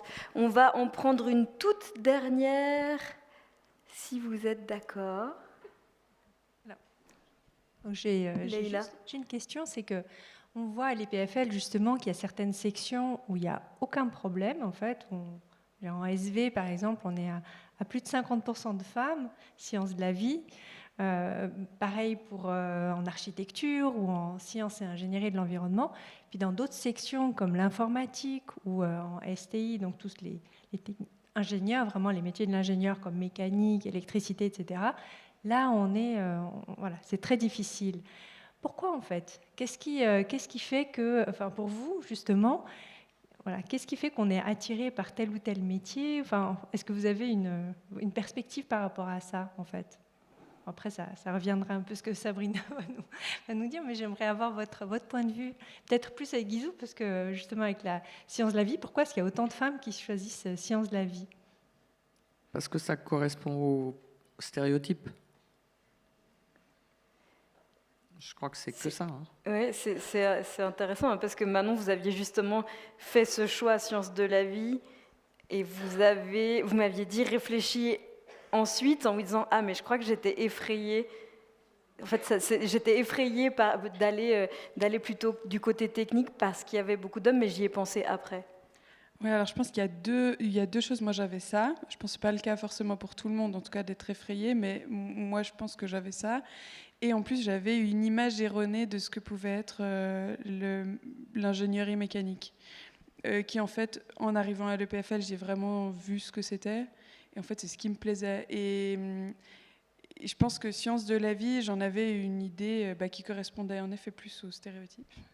Et génie mécanique, moi, j'imaginais un peu des voitures, un peu des camions, un peu. Je me demande si je confondais pas un peu. Non mais non, c'est pas ça. Je me demandais si je confondais pas un peu en fait avec un mécanicien, quoi. Enfin, alors que ça n'a strictement évidemment rien à voir. Mais voilà, et tout l'aspect comprendre le monde que va nous amener la mécanique, justement, c'est. Voilà, moi c'est ça finalement, c'est pour ça que je me suis réorientée là-dedans, c'est comprendre quand j'ouvre le robinet pourquoi il y a de l'eau qui sort. Enfin, c'est ça qui m'intéresse en fait, et donc c'est pour ça que j'ai pu me réorienter après. Mais j'aurais aimé voir ça plus tôt, et donc voilà, je ne sais pas si c'est la communication qui en est faite ou si c'est simplement en fait le biais qu'on a tous de compréhension de ce que c'est que ces études-là qui fait qu'on comprend ça comme ça et que je m'y suis même pas vraiment intéressée, je crois en fait. Je peux peut-être rajouter quelque chose qui n'est pas lié au genre ou quoi que ce soit, mais le fait de ne pas s'imaginer un métier, je pense que ça joue un rôle hyper important parce qu'il y a une section qui fait de l'enseignement et de la recherche magnifique, mais où il y a très peu d'étudiants, c'est matériaux. Et c'est parce qu'en fait, quand on est au gymnase ou au lycée, matériaux, ça n'évoque rien. Et donc, du coup, le fait de pas... Que ce soit qu'on se trompe en pensant que c'est des mécaniciens, mais au moins ça attire ceux qui veulent devenir des mécaniciens. Mais matériaux, ça n'évoque rien. Et donc, du coup, en tout cas, c'est ce que j'entends comme justification pourquoi c'est difficile d'attirer des étudiants en matériaux, c'est que quand ils choisissent leurs études, ce truc-là, ça... Il faudrait peut-être trouver un autre nom, je sais pas. Il faut renommer les facultés, voilà. Gonje, vous souhaitez réagir ? Si je peux rajouter aussi, mais je reviens aussi sur ce qu'elles ont dit. Il y a l'aspect donc compréhension, mais en fait, on n'a pas assez démystifié, disons, ce que c'est l'informatique. Donc, effectivement, c'est une des filières où il y a le moins de femmes. Je ne me rappelle pas d'avoir eu des cours d'informatique plus jeunes, donc ni au gymnase, ni à l'école obligatoire, alors que biologie, chimie, maths, c'est présent au quotidien. Enfin, on a ça dans tous nos cours et ils ont une part importante en fait dans le cursus. Et dont la preuve aussi est là, dans les statistiques. On voit beaucoup de femmes qui finalement viennent en mathématiques ou en sciences de la vie parce qu'elles ont déjà pu toucher au concret et se rendre compte que voilà, elles sont capables d'affronter ça parce qu'elles ont eu de bons résultats, de bonnes notes, de belles expériences. Mais quand on parle d'informatique, je suis désolée, mais moi aussi quand je suis arrivée à l'EPFL, mais j'avais aucune idée de ce qui m'attendait, mais vraiment aucune. Je me suis renseignée sur le plan d'études, mais ça ne m'inspirait en rien. Je ne savais pas ce qui allait m'attendre. Et finalement, voilà, j'ai eu beaucoup de chance de tomber sur un joli master aussi qui venait d'arriver, donc le data science. Mais c'est vrai que je ne savais pas où je me lançais. Et j'ai quand même pris ce risque de me lancer dans l'inconnu. Je pense aussi que se projeter et qu'est-ce qu'on projette de ce qu'on va devenir, quelle porte ça va ouvrir, c'est critique. Moi, je sais quand j'ai choisi l'informatique, l'image que j'avais, que je me projetais, c'était vraiment l'image du geek, de la personne qui utilise plein de terminologies que personne comprend, qui a aucun intérêt pour tout ce qui est humain, social, mais qui prend pas spécialement soin de lui. C'est vrai que je m'identifiais pas particulièrement avec cette image-là. Je comprends. Je tiens à vous remercier toutes les quatre, Guizou van der Gout, Manon Peufet, Gonje Idrizi et Laetitia Henriot-Arcever pour vos précieux échanges. Merci pour l'inspiration, pour toutes ces pistes de réflexion que vous nous avez proposées ce soir.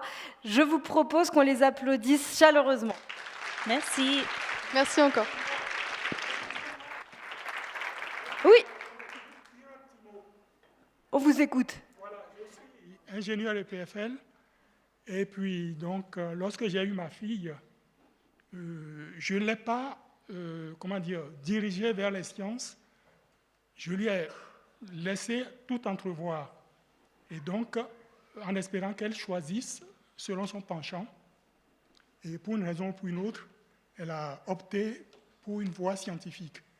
Mais tout l'environnement pressait pour la décourager d'embrasser une carrière scientifique. Elle voulait être pédiatre, elle voulait être ingénieure EPFL, naturellement. Et puis, à un certain moment, elle m'a dit, un jour, finalement, les maths, c'est comme un jeu. Et donc là, j'ai su que j'ai réussi quelque chose. Elle avait 11 ans, 12 ans.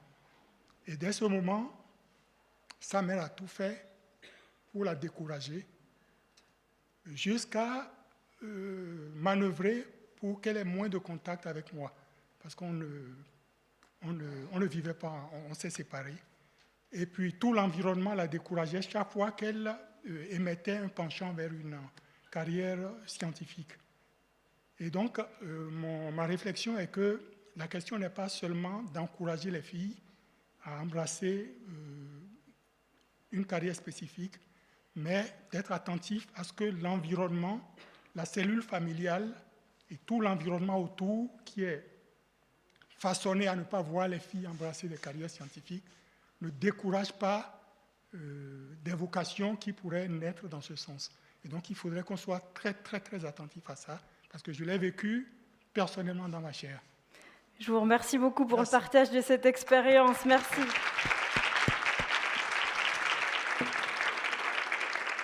Merci à toutes les quatre. On a encore beaucoup de travail au niveau de la société entière. Et on l'a compris, hein, il faut agir bien avant l'arrivée des jeunes femmes à l'EPFL, les encourager à entreprendre ces études scientifique. C'est ce que fait au quotidien Sabrina Rami. Elle a obtenu ici même son PhD en ingénierie médicale et modélisation mathématique en 1998, après avoir fait de la recherche et géré des projets pour l'innovation pour Nestlé. Elle s'est rapprochée du campus en travaillant en tant que responsable des relations d'entreprise pour la faculté HEC à l'UNIL. Et elle est aujourd'hui chef du service de promotion de l'éducation à l'EPFL. Je vous demande d'accueillir chaleureusement Sabrina Rami. Merci beaucoup. Voilà, alors mesdames, messieurs, chère audience, je suis ravie d'être avec vous aujourd'hui pour échanger sur un sujet qui nous tient vraiment à cœur, l'engagement des femmes dans les STEM, donc sciences, techniques, ingénierie et mathématiques. J'ai le privilège de gérer depuis plus de 10 ans le service de promotion de l'éducation sous la responsabilité de professeure Catherine Hess. Et ce service est en charge justement de promouvoir les filières d'études EPFL, de donner envie, de valoriser, mais aussi d'œuvrer à une transition harmonieuse entre le gymnase et l'EPFL à travers tout un ensemble d'activités qui s'adressent aux jeunes, donc du secondaire 2, que ce soit des élèves du gymnase ou parfois des écoles professionnelles, mais aussi des enseignants. On travaille beaucoup avec les enseignants pour établir des ponts et puis essayer d'avancer ensemble sur ces questions de transition. Voilà. J'aimerais juste préciser, avant de partager un peu mes réflexions avec vous, que ce que vous allez voir dans cette présentation, ce ne sont pas des vérités absolues. Ce sont juste des observations, des réflexions qui se basent sur beaucoup de travail sur le terrain, sur des enquêtes, sur des focus group auprès des étudiantes, des gymnasiennes, des doctorantes, et puis aussi sur des recherches, des travaux de recherche relativement récents, justement, que j'aimerais partager avec vous. Donc voilà, le but, c'est vraiment de pouvoir réfléchir ensemble et puis essayer d'explorer les pistes pour améliorer la situation. Alors, je vais commencer par un constat très factuel, qui est notre réalité nationale. C'est le nombre de femmes dans les branches scientifiques au gymnase.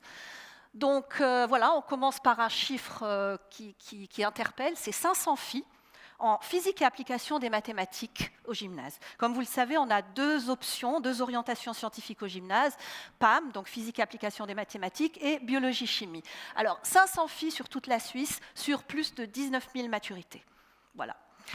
Alors, après, on peut regarder le détail au niveau des cantons, principalement les cantons romans. Alors, le canton de Vaud est plutôt bon élève. Par contre, quand on voit 11 filles à Fribourg, 3 filles dans le Jura, c'est franchement des chiffres qui interpellent, voilà, et qui nous donnent à réfléchir. Après, en biologie-chimie, on a un peu plus de filles. Par contre, la plupart de ces filles choisissent le niveau de mathématiques standard. C'est-à-dire, on veut faire des sciences, par contre, on veut échapper aux mathématiques, à la physique, parce qu'on n'est pas capable, ou alors parce que c'est trop difficile, ce n'est pas attractif, et je n'y arriverai pas. Voilà, donc là, c'est vraiment un constat qui interpelle vraiment. J'aimerais partager avec vous en fait une enquête que nous menons depuis 2 ans à l'EPFL sur justement le processus de choix des études. Donc cette enquête est menée auprès des étudiantes et étudiants bachelor de l'EPFL.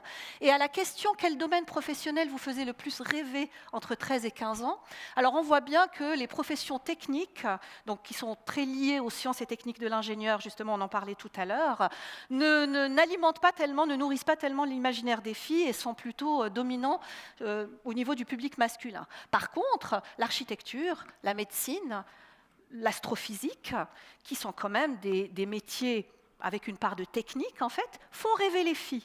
Pourquoi ? Parce que ces métiers sont liés à l'humain, sont liés à l'observation de la nature, à la contemplation, à l'esthétique. Et c'est des choses qui parlent justement au public féminin et qui permettent de dépasser justement cette aversion pour la technique. Et c'est des métiers qu'on peut se représenter, voilà, qui sont très concrets. Voilà, mais beaucoup plus justement dans le pourquoi, dans l'humain vraiment. Et ça, c'est un élément important qu'on doit retenir. Alors, j'aimerais vous montrer un exemple justement qui étaye justement cette observation. C'est les semaines préuniversitaires. Ce sont des activités que nous proposons au public gymnasial. Donc, c'est des semaines sur des thématiques. Et ces semaines sont complètement décloisonnées, c'est-à-dire qu'on se penche sur des thématiques et non pas sur des disciplines. Par contre, comme on peut l'imaginer, c'est des semaines qui sont très exigeantes et qui sont basées, bien sûr, sur des disciplines fondamentales comme les maths, la physique, l'informatique. Donc voilà. La seule chose, c'est qu'on aborde des sujets d'actualité et puis on amène un peu plus d'interdisciplinarité dans ces semaines. Puis on voit bien que, alors j'ai pris comme exemple 4 semaines, la relativité générale, donc gravitation et courbure de l'espace-temps, sujet ardu quand même en physique, Nature in Code, qui permet de comprendre en fait les phénomènes biologiques et les simuler. Et puis 2 autres semaines qui sont beaucoup plus hands-on en fait, où on fabrique son robot ou alors on fabrique sa calculatrice. Et puis les chiffres, voilà, donc les chiffres parlent d'eux-mêmes. Les 2 semaines qui sont beaucoup plus justement dans l'observation de la nature, dans justement le lien avec la nature, les phénomènes biologiques, l'humain, et la contemplation de l'univers, sont plus plébiscitées par les filles. Alors que les semaines qui sont beaucoup plus techniques, robotiques, comment construire une calculatrice, elles sont plutôt désertées par les filles. Il y en a, mais voilà, peu par rapport aux 2 autres semaines qui sont tout aussi compliquées et qui s'appuient sur des disciplines fondamentales. Un autre élément que j'aimerais partager avec vous par rapport aux enquêtes que nous menons auprès du public EPFL, c'est que les filles mettent beaucoup plus de temps pour faire leur choix. Elles sont beaucoup plus hésitantes, c'est-à-dire qu'elles choisissent vraiment à la fin du gymnase. Alors que les garçons, voilà, ils sont plus conditionnés dès le départ, ils savent qu'ils veulent faire de la technique, ils savent qu'ils veulent venir à l'EPFL, et le processus est beaucoup plus simple. Ce qui se passe en fait avec les filles, c'est que plus ces filles avancent dans l'âge, plus les stéréotypes de genre s'accentuent, et effectivement, plus justement, il y a des facteurs externes qui peuvent influencer ce choix qui devient vraiment complexe. Donc ça, c'est aussi un élément dont il faut tenir compte, mais ça peut être aussi une opportunité, parce qu'on peut se dire, le fait que les filles prennent plus de temps pour faire leur choix, ça nous laisse le temps de dialoguer et puis d'offrir tout un ensemble de possibilités qui permettraient d'orienter justement ces filles. Alors là, je vais aller sur un terrain un peu plus philosophique, parce que toutes ces constatations, toutes ces observations nous font vraiment réfléchir. On se dit, mais finalement, où est le problème? Le problème, c'est la perception des sciences, peut-être. Comment ces sciences sont perçues justement en fonction du genre. Alors, la réalité quand même, c'est que le cloisonnement des filières fait qu'il est très très difficile d'avoir cette perméabilité qui permet de construire une culture scientifique. Ce n'est pas le cas dans les sciences humaines, quand on parle justement d'histoire de l'art, de sociologie, de philosophie, de littérature. En fait, quand on parle de toutes ces disciplines, ça fait partie de la culture. Quand on fait de la philosophie, quand on fait de l'histoire de l'art, on est cultivé. Et toutes ces filières, finalement, sont dans l'imaginaire justement de la société. Ça va ensemble, ça fait partie, ça construit une culture. Par contre, ce n'est pas le cas au niveau de la culture scientifique. On n'arrive pas à asseoir cette culture scientifique. Ensuite, il y a quand même un vrai dilemme entre ce besoin de spécialisation de la société avec toutes ces évolutions technologiques, le fait qu'on veuille vraiment, on a besoin d'un degré élevé de technicité et de spécialistes dans des domaines de pointe, mais en même temps, on a vraiment une nécessité de dialoguer avec la société, de vulgariser, d'ouvrir les horizons. Et en fait, là, on a clairement un dilemme, et puis on doit essayer de concilier ces deux éléments. Comment offrir justement cette science utilitaire qui est vraiment nécessaire pour le progrès technologique, avec justement un dialogue avec la société pour montrer que cette science est vraiment utile à la société, et puis que cette science, justement, on devrait avoir confiance en la science parce qu'elle nous permet d'avancer et d'évoluer. Et puis finalement, il faut se pencher sur le système éducatif, c'est-à-dire qu'on a clairement des problèmes au niveau des méthodes pédagogiques, au niveau des plans d'études, qui sont pensés beaucoup plus sur le comment je résous un système d'équations, plutôt que pourquoi je résous un système d'équations. Et c'est vrai que dans les enseignements, on est beaucoup sur du comment. Et c'est quelque chose qui, selon moi, conditionne vraiment le choix du public féminin. J'aimerais partager avec vous un modèle dont je suis fan. C'est un modèle qui a été développé en fait aux Pays-Bas il y a plusieurs années, qui a été affiné depuis.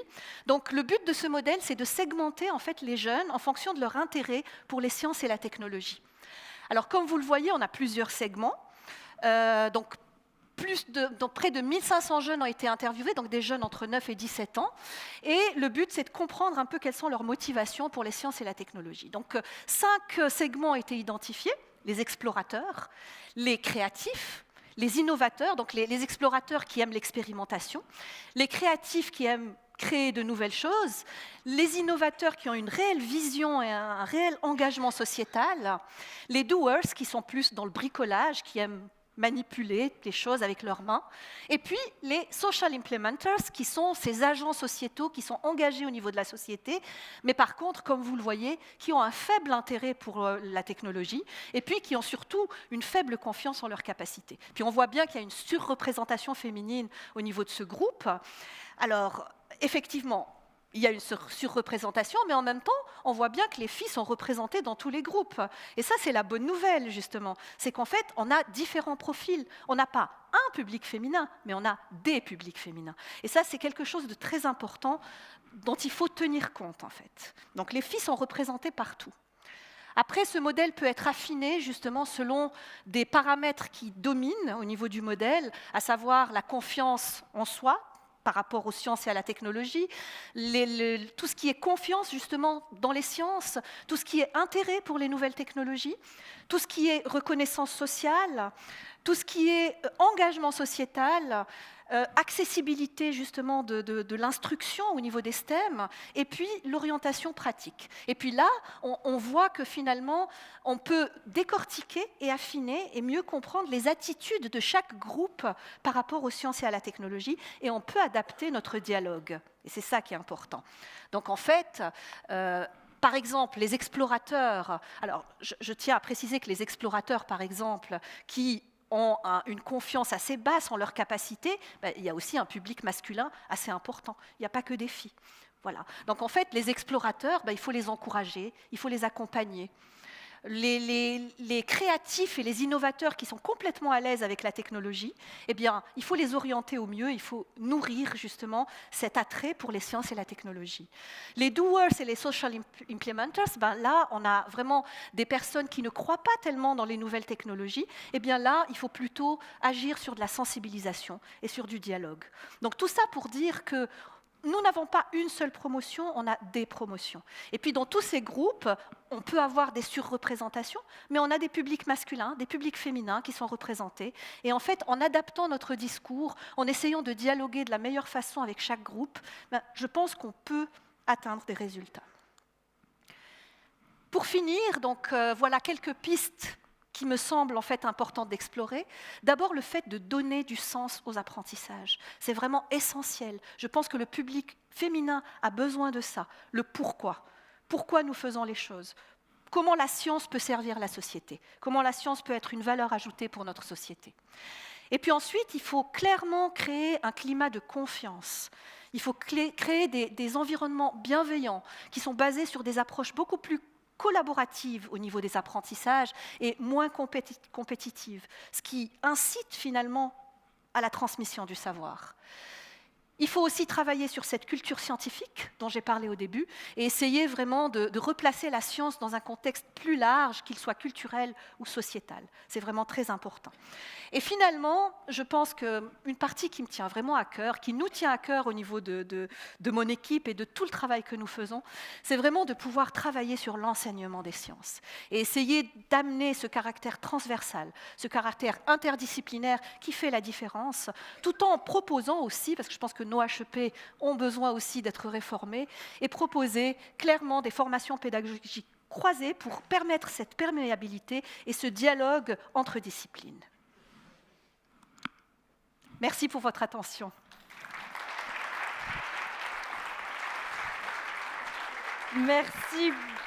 Merci beaucoup Sabrina Rami pour cette intervention qui nous donne envie d'abattre toutes les cloisons et de faire circuler les sciences partout. Et c'est ce qu'on va s'employer à faire avec nos deux prochaines invitées. Je vais demander à Farnaz Moser et Stella Siana de me rejoindre sous vos applaudissements.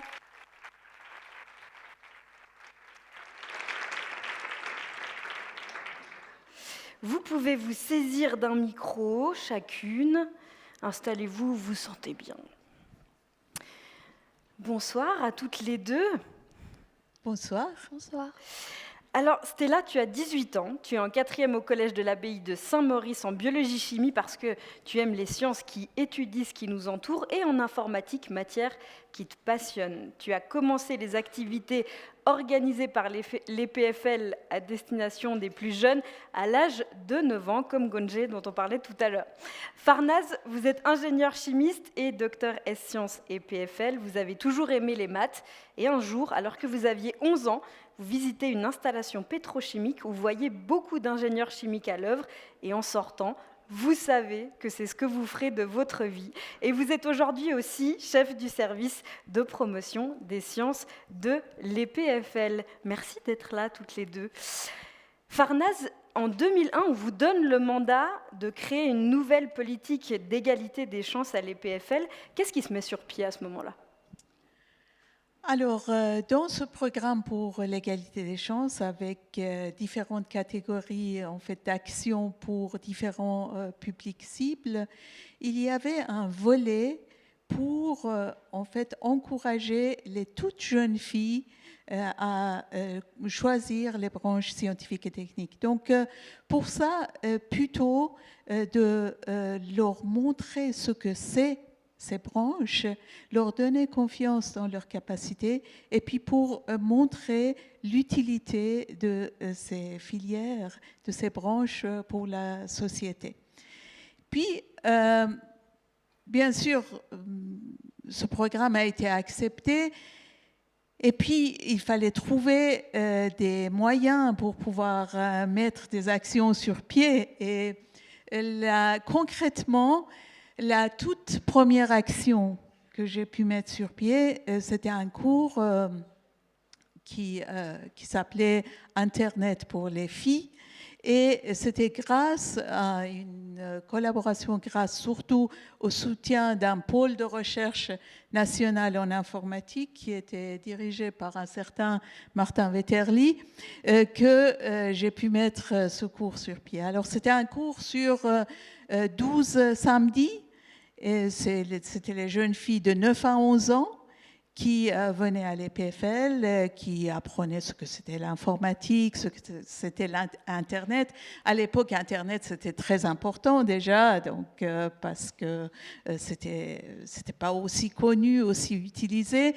Et puis aussi, elles étaient encadrées par les étudiantes de l'EPFL qui agissaient comme modèle. Et ce cours était l'occasion d'établir aussi un dialogue avec les parents et surtout les papas. C'était très important d'avoir justement les papas comme alliés parce qu'on voulait donner confiance dans leur capacité à ces jeunes filles et montrer aussi qu'elles sont bien sûr capables d'aller dans ces domaines par la suite, mais le regard des papas et l'encouragement des pères était aussi très important. Et là, on a pu avoir des alliés. On a pu vraiment avoir les parents, mais en particulier les pères, qui encourageaient très fortement leurs filles à participer à ce type de cours. On revient sur ce rôle des pères. On a entendu tout à l'heure qu'ils jouent beaucoup ce rôle-là. Depuis ce cours Internet pour les filles, il y en a plein d'autres qui sont venus étoffer le programme. Qu'est-ce qu'on trouve dans ce programme aujourd'hui ? Alors aujourd'hui, nous avons un programme qui s'appelle « Les sciences, ça m'intéresse » pour encourager les filles et les garçons de 7 à 16 ans à aller dans les domaines scientifiques et technologiques. Dans ce programme qui touche maintenant plus de 16 000 filles et garçons dans toutes les régions de la Suisse par an, nous avons en fait intégré la dimension du genre de manière transversale. Ça, c'est extrêmement important parce que c'est pour tout le monde et il faut que toutes et tous se sentent à l'aise et interpellés là-dedans, dans ce programme. Ensuite, en ce qui concerne les activités extrascolaires, nous avons mis un quota de 50% pour les filles. Là aussi, quelquefois, on doit beaucoup attendre, on doit faire beaucoup de publicité pour avoir les filles, alors que les places pour les garçons sont prises très rapidement.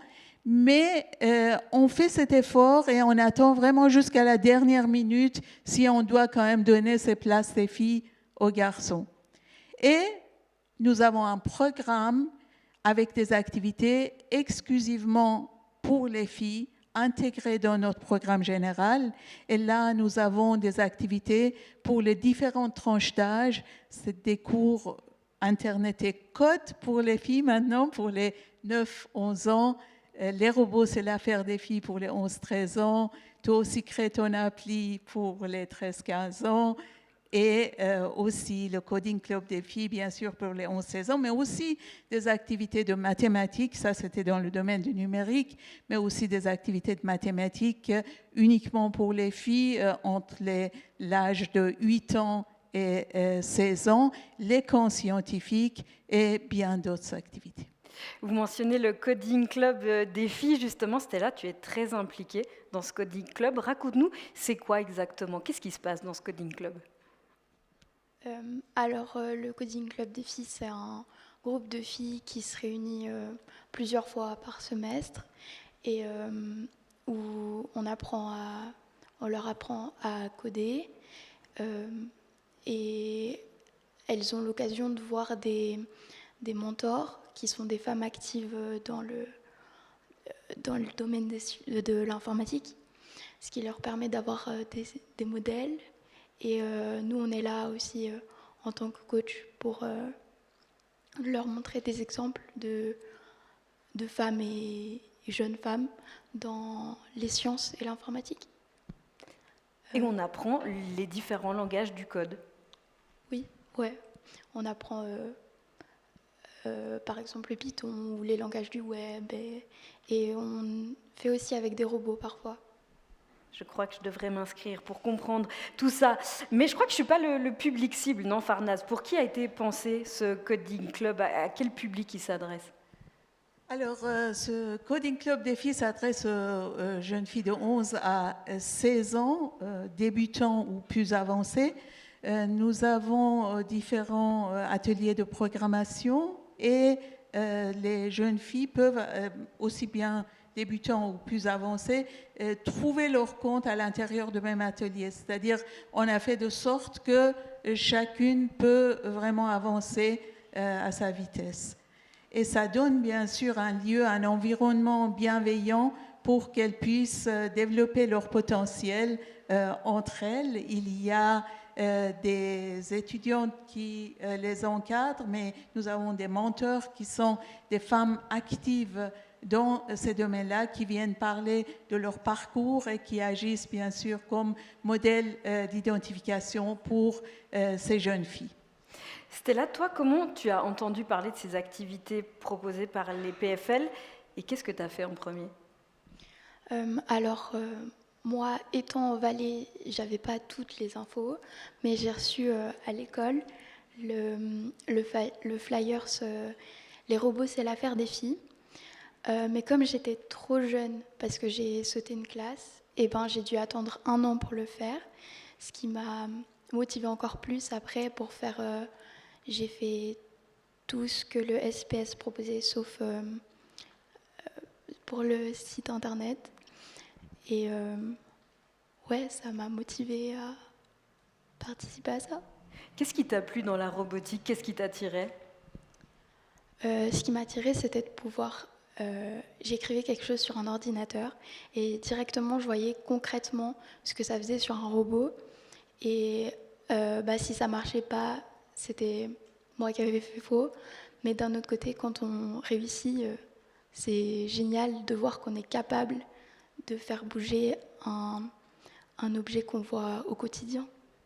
Et comment t'en es arrivée au Coding Club? C'était vraiment que tu voulais faire tous les cours ou il y a quelque chose qui t'intéressait aussi dans cet aspect-là? Je trouvais ça vraiment bien que ça soit un club. Cet aspect club, c'était important pour moi, que c'est un groupe de filles et on sait qu'on est toutes portées par le même intérêt. Et ouais. L'importance d'être ensemble, on l'a entendu aussi tout à l'heure. Donc, Farnaz, ces ateliers représentent vraiment une étape clé. On l'entend dans le parcours de Stella, qui a de suite été passionnée par ces thématiques.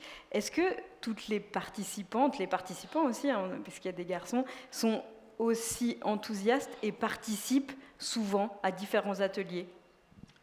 Alors, il y a de nombreuses jeunes filles et puis aussi des garçons, comme vous avez dit, qui participent à plusieurs activités, à des différents âges, parce que comme c'est pour les différentes tranches d'âge, ils et elles peuvent choisir d'autres activités à d'autres moments.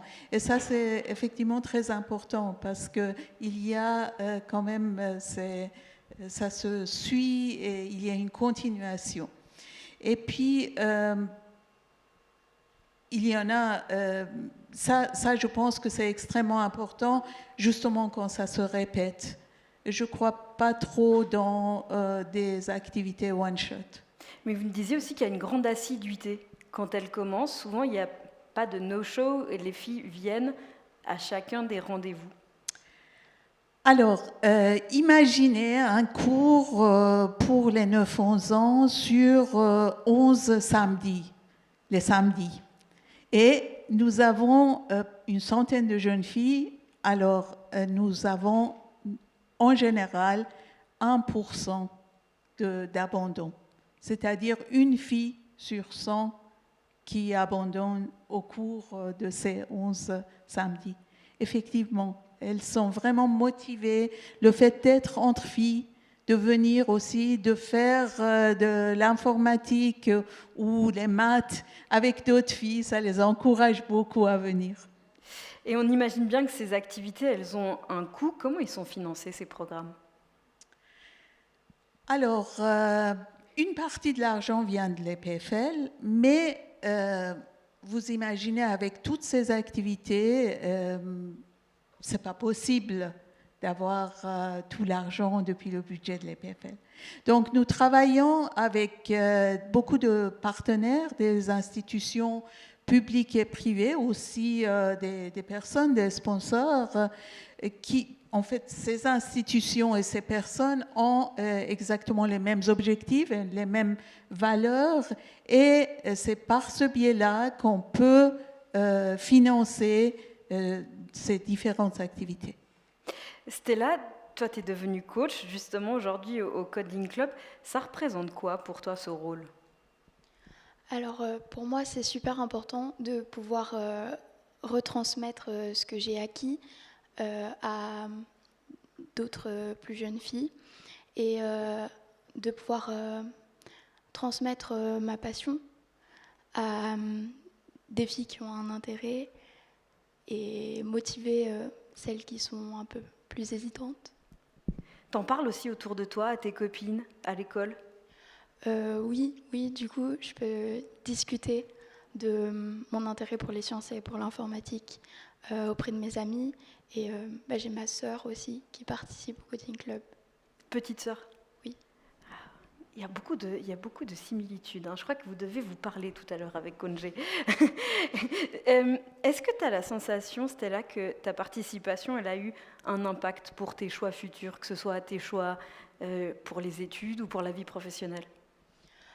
Alors, totalement. Parce que, du coup, comme vous l'avez dit précédemment, j'ai choisi l'option scientifique avec maths fortes en biologie-chimie. J'ai choisi l'informatique parce que du coup j'étais au clair très tôt de ce que je voulais faire comme métier. Je sais déjà depuis avant le cycle que je veux venir à l'EPFL en informatique et je peux déjà travailler en informatique, ce qui est une grande opportunité. Je suis impressionnée, moi, à ton âge, je ne savais pas encore, et tu vois, j'ai fini en lettres, la preuve, je ne sais toujours pas. Et donc, pour toi, c'est important que ces programmes ils puissent être financés aussi ? Oui, c'est très important pour moi. Et du coup, afin de permettre à d'autres jeunes filles de participer comme moi au Coding Club des filles, on a impérativement besoin de fonds. Et chaque contribution est précieuse, peu importe sa taille. Et vous pouvez, grâce au QR code, financer, soutenir le projet à la hauteur de ce que vous souhaitez. Et pour avoir un ordre de grandeur, 50 francs, ça correspond à un mois d'atelier pour une fille et 250 francs à une année entière. Et nous vous remercions pour votre soutien. Et Farna ainsi que l'équipe de philanthropie se tient à votre disposition après. À vos smartphones, là.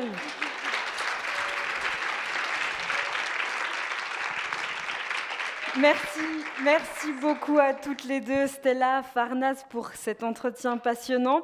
Il était à l'image de cette soirée remplie de rêves qui deviennent réalité et d'horizons qui s'éclaircissent pour les jeunes filles et les femmes qui se lancent dans le domaine des sciences et des technologies. J'ai appris une foule de choses ce soir, j'espère que vous aussi. Et je repars avec la conviction que toutes les activités dont on a parlé ce soir font une différence pour les filles, les femmes, et sont en ce moment même en train de changer les choses.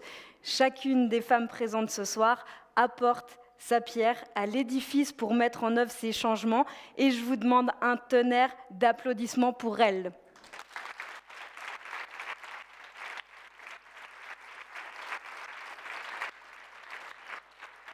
Elle a ouvert cette soirée et on va boucler la boucle puisqu'elle va venir la clôturer. Elle est déjà prête. Je vous demande d'accueillir à nouveau Leïla Auger. Merci. Voilà, je pense que je voulais simplement dire juste un petit mot pour vous remercier. Remercier surtout toutes nos oratrices qui ont été brillantes, le Bureau de l'égalité, Mediacom, l'équipe philanthropie, Sabrina et Farnaz aussi qui travaillent vraiment sur le terrain avec toutes leurs équipes. Elles font tellement d'activités pour justement changer ce paradigme. Et puis aussi Emmanuel Yangas et Cinda Sayed qui ont organisé cet événement et qui ont mis beaucoup d'efforts justement. Donc je pense qu'on peut aussi les applaudir. Merci. Voilà, merci. Et finalement, donc juste aussi toutes les associations. Donc on va passer de l'autre côté. Il y a beaucoup d'associations qui sont là ce soir, donc qui seront présentes. Allez les rencontrer. Elles œuvrent aussi au quotidien en fait sur ces sujets. Voilà, donc avant de vous libérer aussi, peut-être une dernière chose, c'est qu'il y a encore beaucoup d'événements, donc regardez, vous pouvez participer, donc toujours autour de la Journée internationale des droits des femmes. Voilà, très bien, alors on se voit derrière à l'apéro. Merci beaucoup.